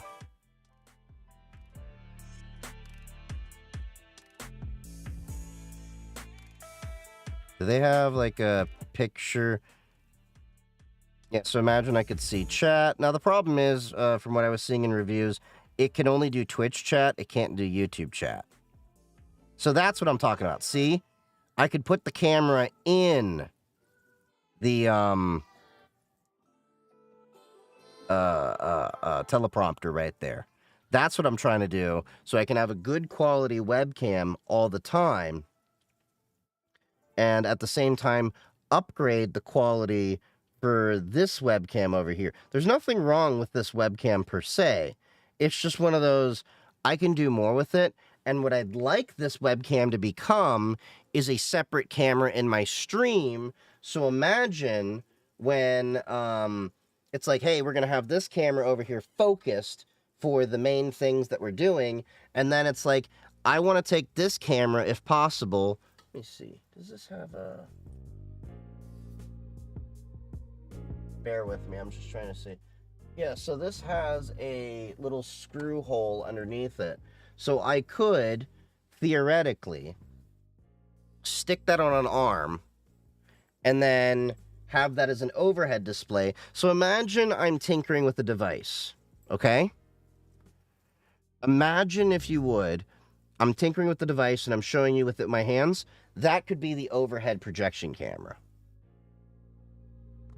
That's where I'm trying to go with this. So that way, when I clean off my desk, I can, you know, show tech, tinker with it in my hands right here, and then you can have the overhead view like a lot of people do when presenting products. That's, I think, a great use of this OBS camera.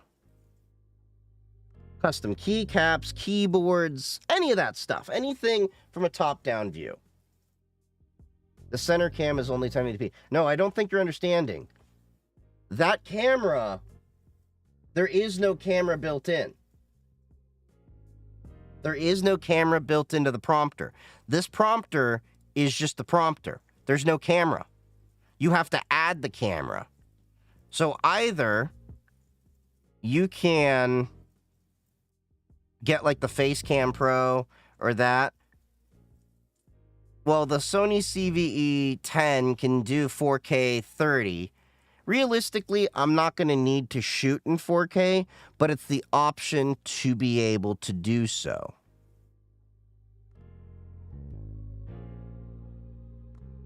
So, I already have like a little list I've put together of different things I want to get, but it's probably going to set me back a couple grand for everything altogether. Not saying I have to buy everything all at once, but it's something I want to build up to. I think this is what's going to help me level up a lot of the content that I'm creating.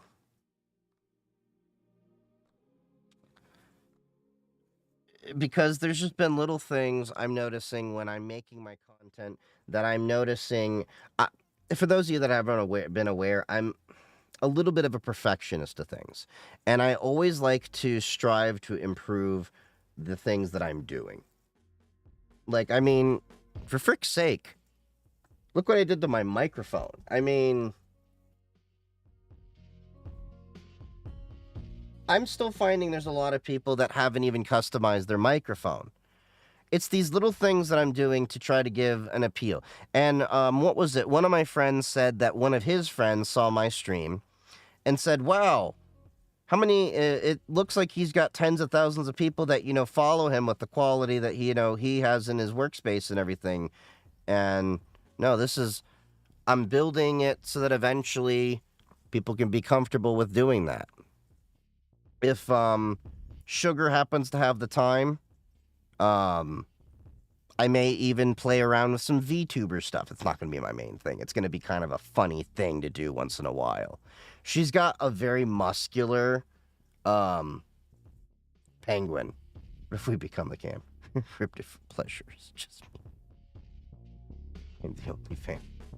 I've seen the integration in Twitch. It's great. I'm sure it is great. But the issue that I have is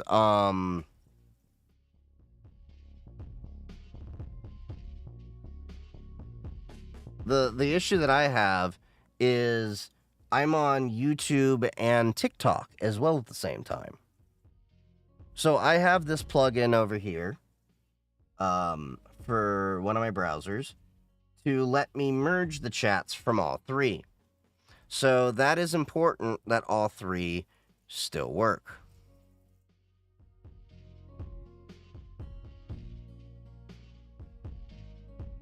I also think the Elgato prompter would be great for when I do have Twitch chat and everything. Because I want to be able to connect with my audience and look them in the eye, basically. Because you know how hard that is to remember to, look right at the camera? Now, imagine if I have chat scrolling by. Now, I do know Nutty, I think, has a plugin he's working on to have the YouTube chat merged into that at the same time. I think that'll be great. So, I am working on taking my YouTube to be more serious. The reality is TikTok is suppressing a lot of my content. Now, I should have a new laptop coming out. I'm going to make a dedicated YouTube video for that. We're going to talk about it on Twitch as well. And I'm probably going to have a dedicated TikTok video I'm going to try creating for that. But it's just going to be like the high level. This is the laptop I've always been wanting, all that, just long enough that, I can monetize it. So TikTok wants you to have at least a minute and a second to be able to monetize it.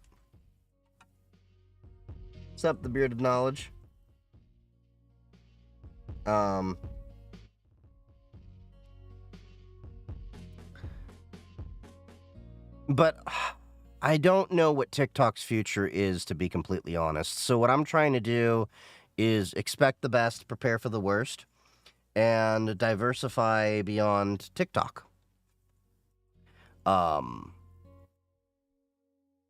That's a big reason why I've hopped on Blue Sky and a bunch of these other networks as they come out too, because I want to make sure that my brand can survive beyond just TikTok. And I honestly,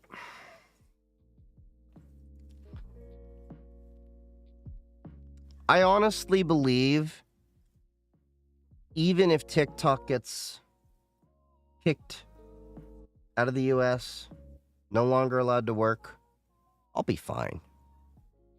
I'll be able to move on and build things on YouTube and everything like that.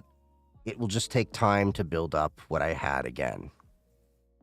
It'll be bittersweet, but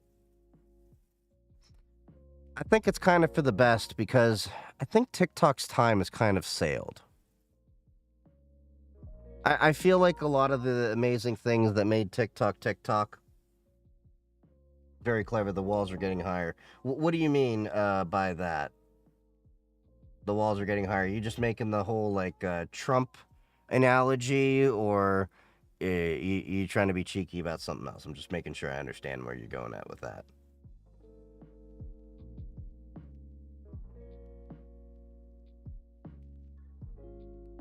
I mess with the hair? What?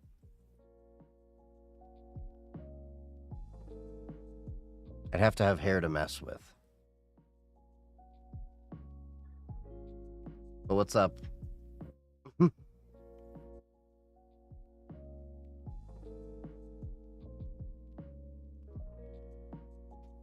Banned.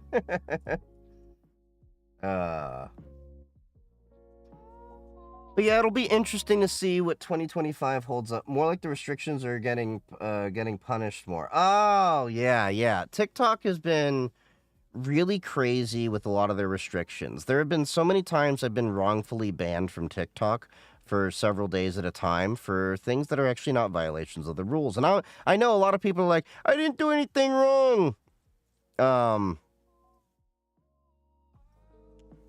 But in my case, it's literally like I just posted tech and then suddenly it's like, you're banned for several days. Oh, shows some command line stuff. Illegal and regulated content, banned. And very rarely would it get reviewed until I actually would push around at the legal forum they had and had to contact the legal team. And it's just TikTok is so weird. So weird with how they do a lot of things. It's never really made sense.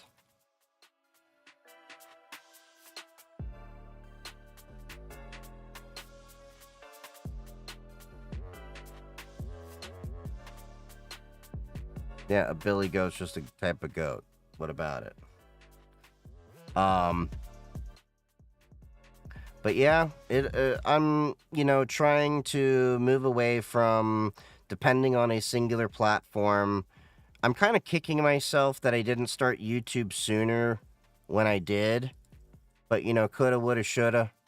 All I can do is control where I'm at right now. Where it can go from, at this point in time. I just don't know what TikTok's staying power is in two different facets. One, the potential ban. Two, I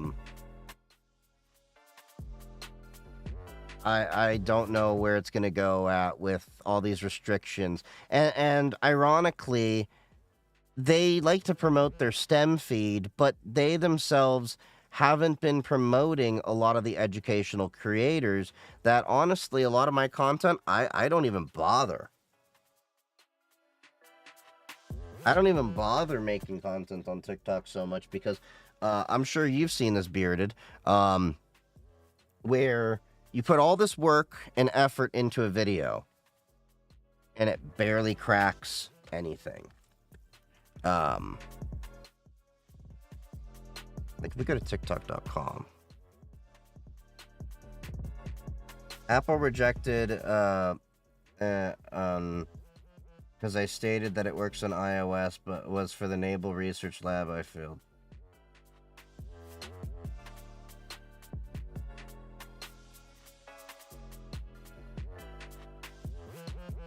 New course.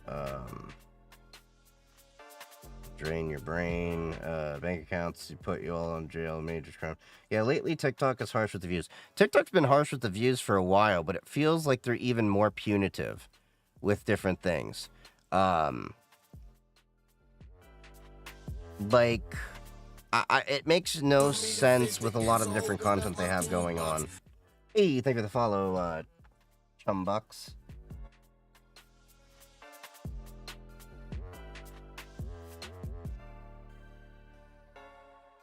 App I programmed. Yeah, bro, I'm exploring many lives to improve my listening in English. BTW, I am from Brazil. Ah! Obrigado. I was in Portugal. So, you'll probably see me try to improve my Portuguese over time.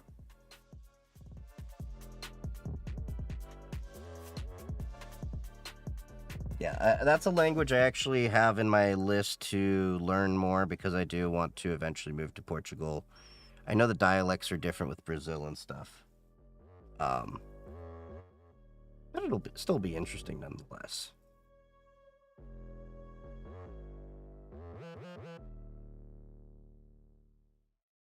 Portuguese is sexier than Spanish. I'd say, just like any language, it depends on who's speaking it. Because a lot of people say French is sexy.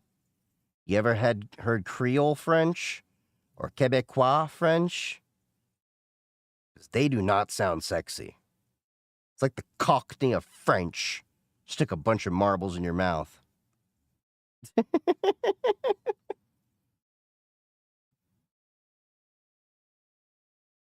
yeah, thank you for following Chumbox. We talk tech, cybersecurity, gaming on Linux. So, very tech-focused stream. Welcome to have you. And you hope to speak it? I hope my eardrums explode. Speak what? Portuguese? Also, Yitz has been, like, trying to figure a way to go to Rio. Because he wants to go to Rio de Janeiro for some conference or something like that. And I keep telling him it's not worth our time. Don't get me wrong. Rio looks beautiful. But, you're from Rio de Janeiro? Nice. Am I correct? Rio's a good movie. Nice. Yeah, I heard Rio's like a massive city, though. Let me see. Population in Rio de Janeiro. Yeah, 6.2 million in Rio. It's like 3/4 the size of New York. You read like Rio de Janeiro. It's kind of... The one thing that's messing me up is the Portuguese pronunciations of things. I have to work on that.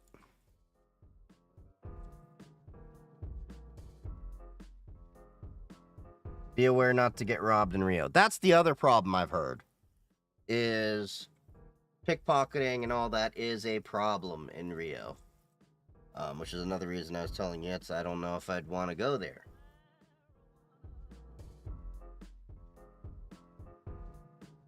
But it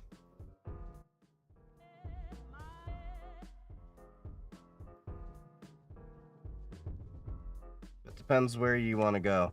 Well, yeah, it definitely depends on where you want to go. But I've heard some people having issues even at the airport. Just wear pants with zippers. See, I wear a wallet with a chain. And, yeah.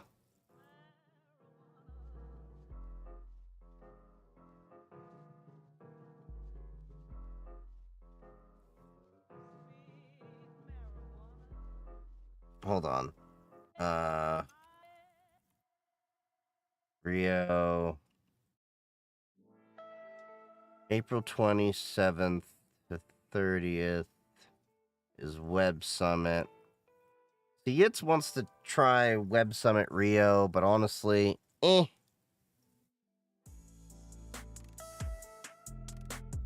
have Salvador Allende. Yeah, it looks like you could probably stick near the hotel. Chief loves his chains.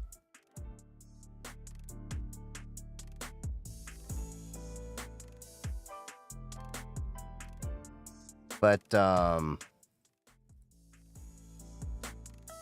what is Vancouver?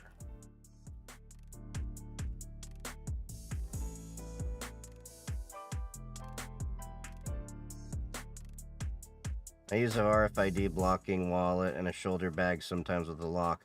Yeah, I have an RFID blocking wallet that has a chain attached to it. Physical security. Okay, May. May is Vancouver.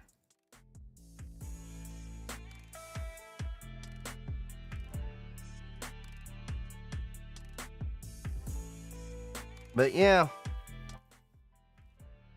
I definitely feel like TikTok has been very weird when it comes to the content that they allow getting pushed to different people. And I also find that if I make a video outside of the app and put it into TikTok, it has an issue with me posting that video oftentimes. Although it's not always true because it's kind of hit or miss. Cuz like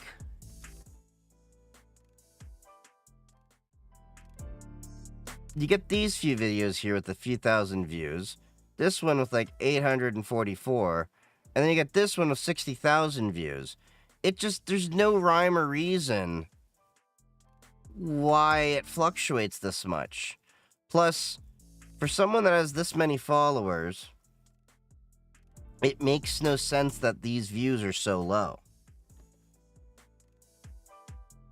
What do you think about Russian programmers banned from the Linux Kernel Foundation? I mean, it sucks, but unfortunately they're bound by US law, even though open source principles say that they should be able to do what they need. You want me to get the dogs? Fine. Ari, Barack.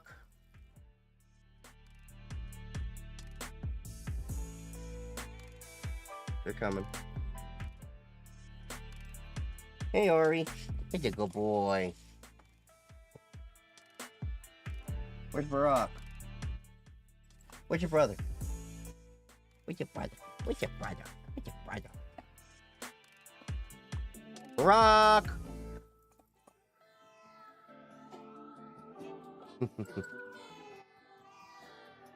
That's my oldest boy.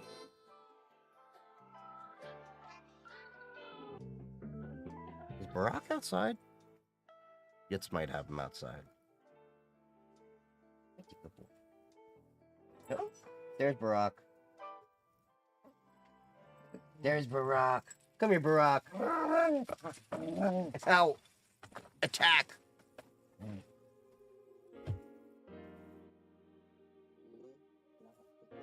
Okay.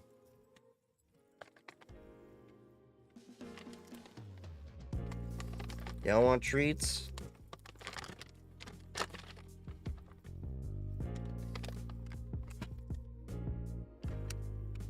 Okay. Alright, come here. Lamala. Good boy. Chev. Chev. Lamala. It's a good dog. It's a good dog. It's my good dog. It's my good dog. I assume the algorithm is more non-deterministic, like there is a little number generated that a LLM. Who knows?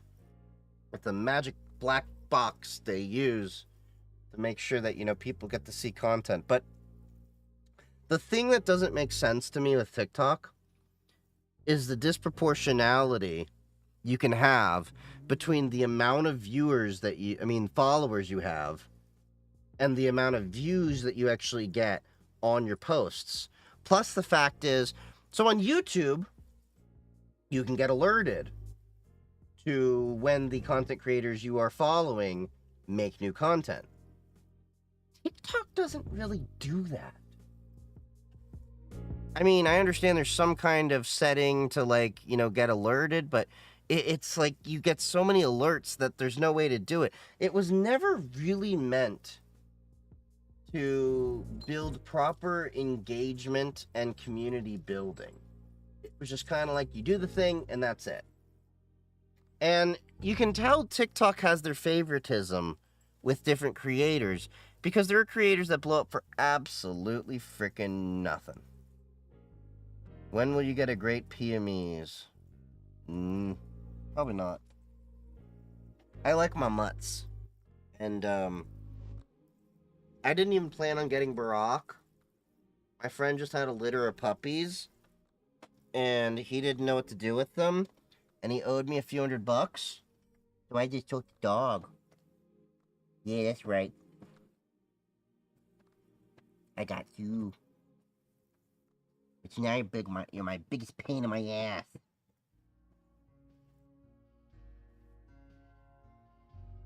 DigitalOcean Spaces is down and I am sad. Well, that's unfortunate. This would destroy the FYP where they make ads and win money and make people addicted.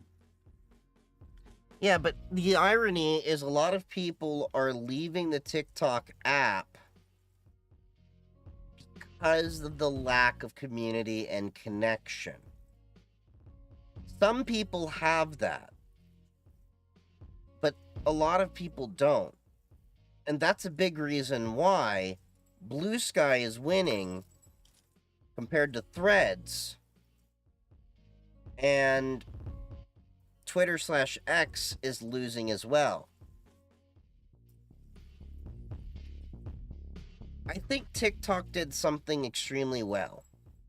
Then they fumbled the bag trying to do all these things to try to keep you inside the app with the TikTok shop, as I talked about earlier, and all that. But they forgot the main thing is the creators making the content. Without the content, they are nothing. It's really unfortunate. I do like TikTok. I do want them to change and improve, but I also at the same time think they won't ever really improve. It'll only get worse. And to cement that point, you know that they haven't refactored any of their code. It's still built on top of the old Musical.ly app that they bought out to get into the US markets. So, it is what it is. It makes me very sad that, TikTok might be going away. But at the same time, I could keep doing my YouTube stuff. I could keep making content there. And could move on. And TikTok could just be this fun, weird footnote in the history of my rise to being a creator, where all my content that I made before kind of disappears. But in the same vein, a lot of my early content wasn't really involving much effort. It was just picking up the camera, recording things, doing things. That was it. All in all, and to be completely honest, I only started probably being serious about the content that I make probably in the past year. I think in the past year was when I started making trying to be serious about my content creation rather than just treating it as a thing that I'm effing around with. I think it wasn't until like Darko and Sugar pulled me aside and they're like, "You got like a big following here. You can actually do something with this. You should get on YouTube. You should get on Twitch. You should make a Discord." been a begrudging move, but I think it's been a beneficial one. And I'm looking forward to seeing what the future holds. Even if that future doesn't mean TikTok is much of an important part of it.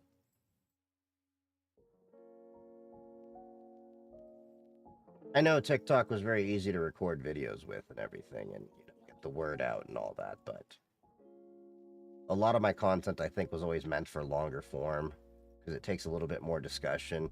And I would just like to build up all the tools and the studio stuff to get to that point. I think that'll be great once I get to that point. I saw the whole journey from nearly the beginning. Yeah, you've been around for a minute. Like, before I was doing the OBS streams, before I was on Twitch, before I was, doing all this and I was just figuring my ways around. TikTok at one point had some serious power. I remember there were a lot of brands that were coming onto TikTok and trying to see where the value was, and brands would talk to me because I'm on TikTok. But brands don't really talk to me anymore now that if I'm mainly on TikTok. They want to see the other platforms. What's up, Bedrock? So, yeah, I think it is time for me to move on from TikTok. And one day,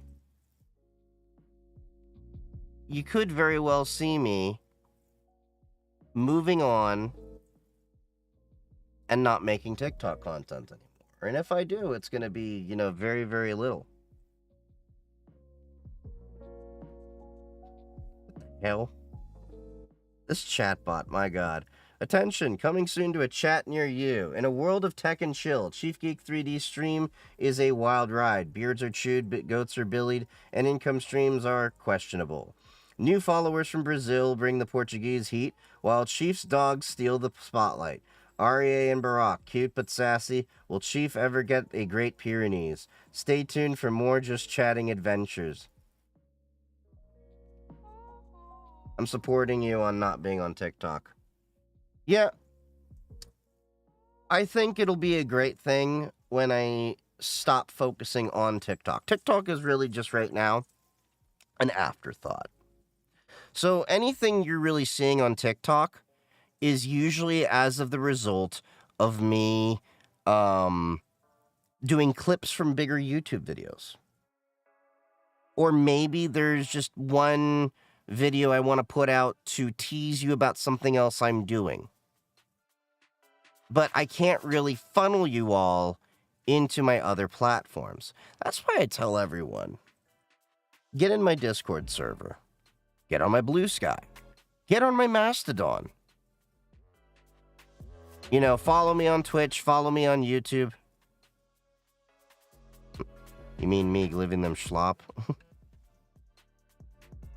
Yep, you do the TikTok videos. That's a big reason why I want to get more of my Twitch clips and videos and all of that out there.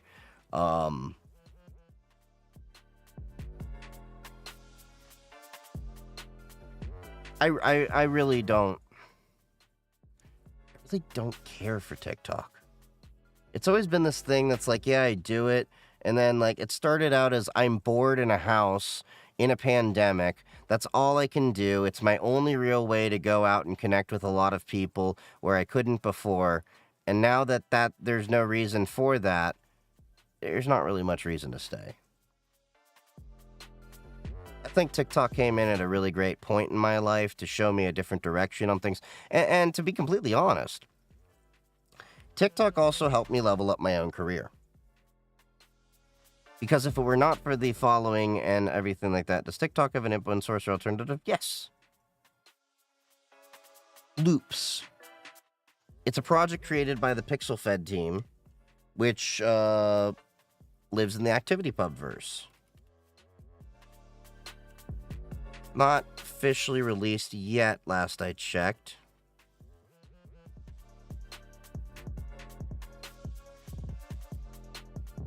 See if I can get a article here.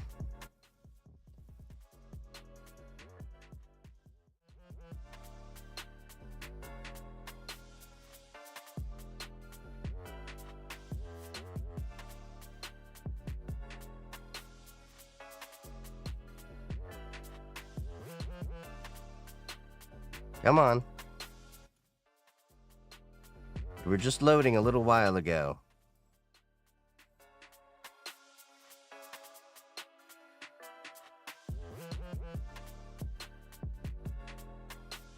Of course you're not wanting to load.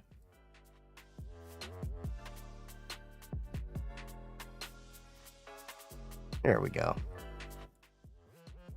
It's called Loops. It's built on ActivityPub, the same protocol that Mastodon uses, as well as PixelFed and PeerTube and KBin and a bunch of other apps.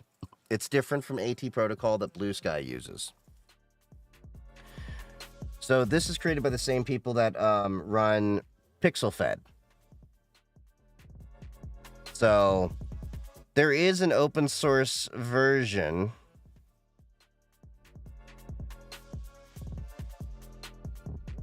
But how well this will take off is something else.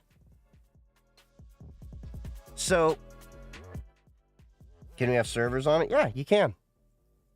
Eventually. They haven't officially launched it yet. It's still like kind of in beta. But let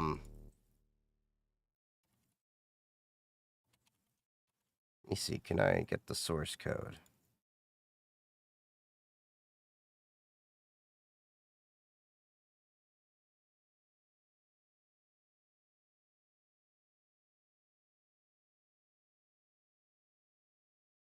Okay, no, I can't find it anywhere.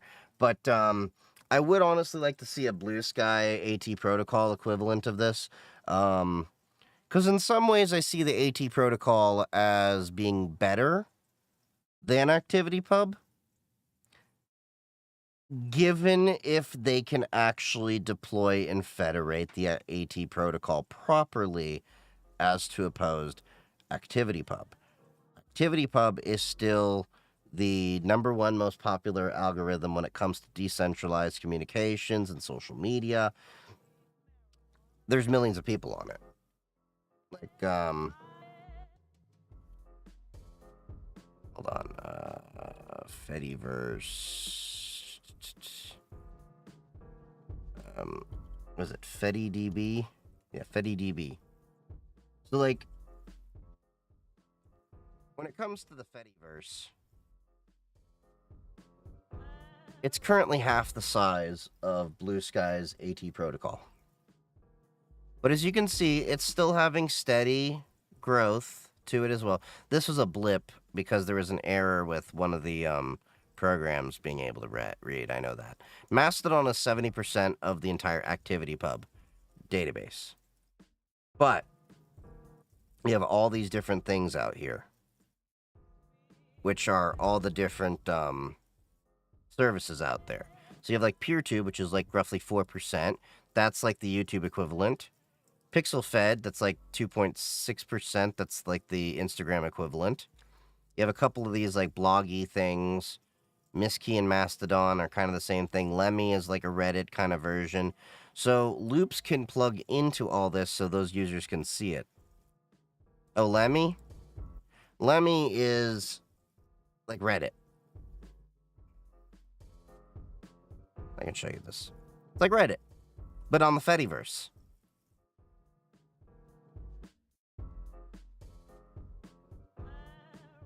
So when Reddit pulled their stupid move that made a lot of people delete posts and stuff like that, a lot of people moved over to Lemmy. A lot of communities did too. Some of them returned to Reddit, but this is where a lot of them went. So, but the honest truth is, I could see Blue Sky taking over a lot of this stuff.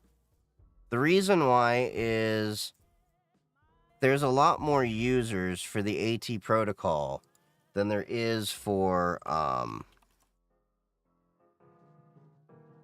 was it B counter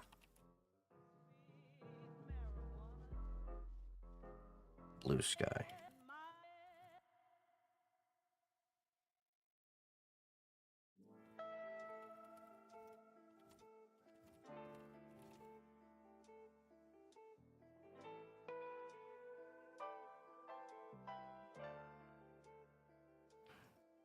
Not the one I would like to use all the time. But this website gives you an idea of the average growth of Blue Sky right now. And right now it's kind of slow at 1.8 users per second joining, but that's 1.8 users per second. On average, I've seen it over 3 users. It's kind of dipped down during Thanksgiving. Who knows? PeerTube is a good project, but bandwidth is expensive to host a server. This counter, is it correct? Yes, because it's actually polling Blue Sky's own data. So this is one of the things that's interesting about Blue Sky, because you can actually pull the data from the relays and stuff like that properly.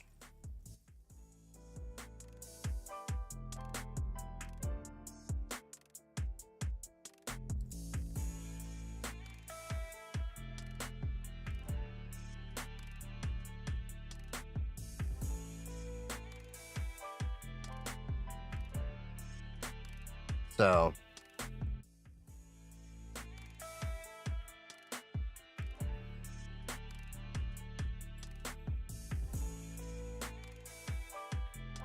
Twitch players dropping. God damn it.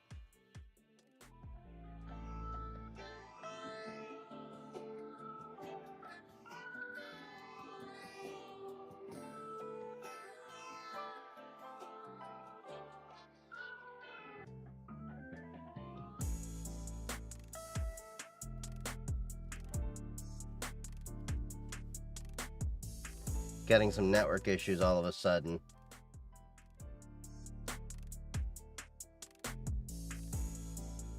This is fun.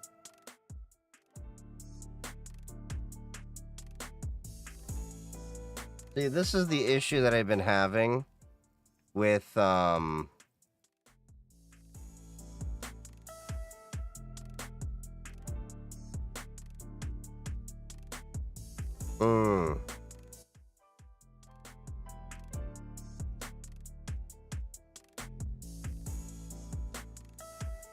Okay, we should be stabilizing.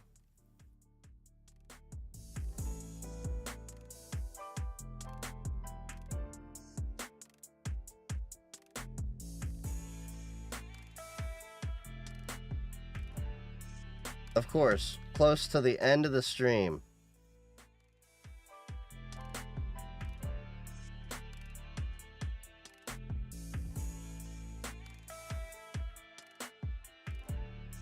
Yeah, so this is the issue that I've actually been trying to report to my ISP.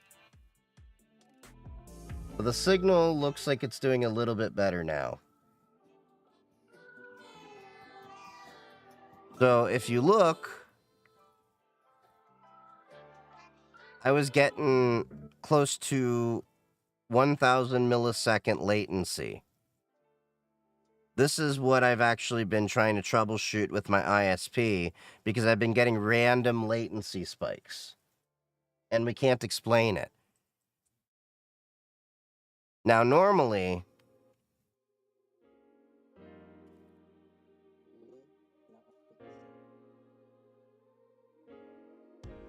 so I also did checks at the same time the last time this happened.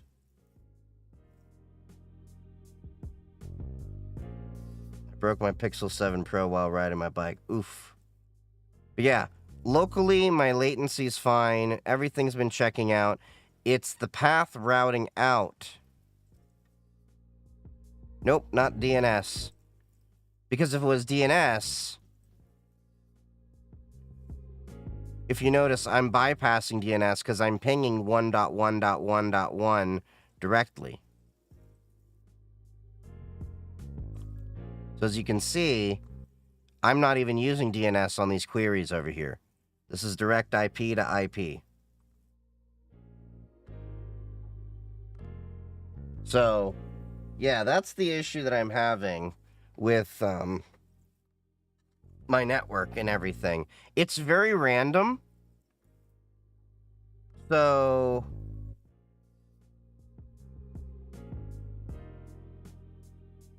second, let me make a note here.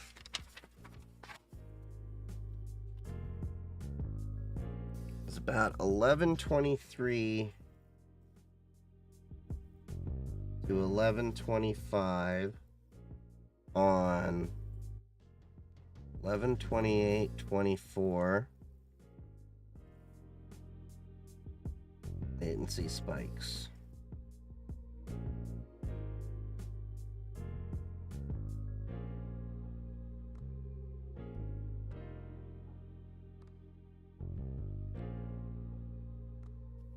See, most of the stream it was actually doing pretty well. So now I at least have a little window of time that I can... So my ISP, yesterday I called them up, told them about the issues that I was having. And they're placing a monitor on my modem. They've already placed it. Not placing, they've already placed it. For 10 days. So I can call back to them. Probably do it tomorrow after this stream, because I'm tired. And then, yeah, it did the same thing on Tuesday. Which is why I'm really curious why this is happening all of a sudden.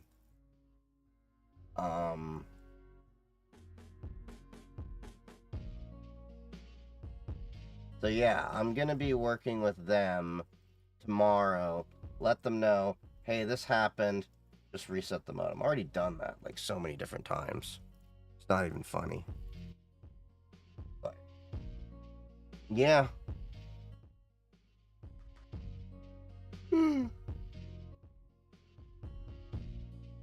Well, anyway. And somehow it generates a latency that is unacceptable. Yeah, it's an incredibly high latency. But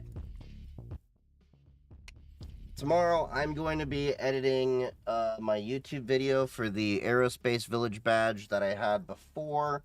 I headed out to Portugal. I got to record a couple other segments with it. And then if I have time tomorrow after I record that video, I may hop on stream to do some blue sky testing with the API and show you how I bang my head against a wall using LLMs to help me work through a few problems and learn a bit more about Blue Sky's API. Because if I can get a post from the API, then what I can do is I can make my Twitch poster have Blue Sky capability and add that in while stripping out Twitter. And if I have more time, what I will try doing is converting everything over to environment variables. And if I convert that into environment variables, then what I can do is Dockerize that. And if I can Dockerize it, then I can package it a lot nicer. I also want to strip out Twitter from there. And I can also potentially put in Doppler Secrets Manager. I really want to get that working, because then that will make my life so much easier. I could use HashiCorp Vault and stuff like that. There are options out there, but I like Doppler Secrets Manager. So I'm going to try getting to work on that project. I may, depending on how I feel, carry that work into Sunday, maybe Saturday. But Saturday, I want to also be able to record some new content, because I want to talk about my time at Web Summit and everything like that. And it's not going to be a very favorable video of Web Summit. I'm going to be shitting on them quite a bit. So, it'll be interesting. But I think it'll be pretty insightful for all of you. Because I honestly am going to tell everyone, Web Summit is not worth it to go if you want to check out the newest, latest tech craze and everything like that. It's overhyped. I'm doing a CI/CD for Presta Shop. I've never really done a CI/CD. Eventually, I want to get into doing that kind of thing, but it's also out of my wheelhouse. But it would be interesting to learn how to do and understand the concepts around it. Yeah. Like that they created issues on their end that creates problems. Check that it's not servers on TikTok. Maybe your connection is fine. No, it is my connection. Because my latency to Cloudflare's DNS at 1.1.1.1 wouldn't have hit as high as it did. Now, bear in mind, this is on two separate computers. So the computer that's sending out the stream is completely different from the computer that you're seeing the screen of. And two machines are both seeing different latency issues.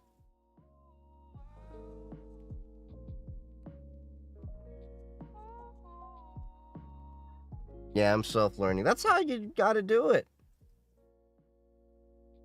Self-learning is the way to success and the way I do everything myself. But with that being said, I love all you guys. I'm getting pretty tired. I want to get on to doing my video editing tomorrow and everything like that.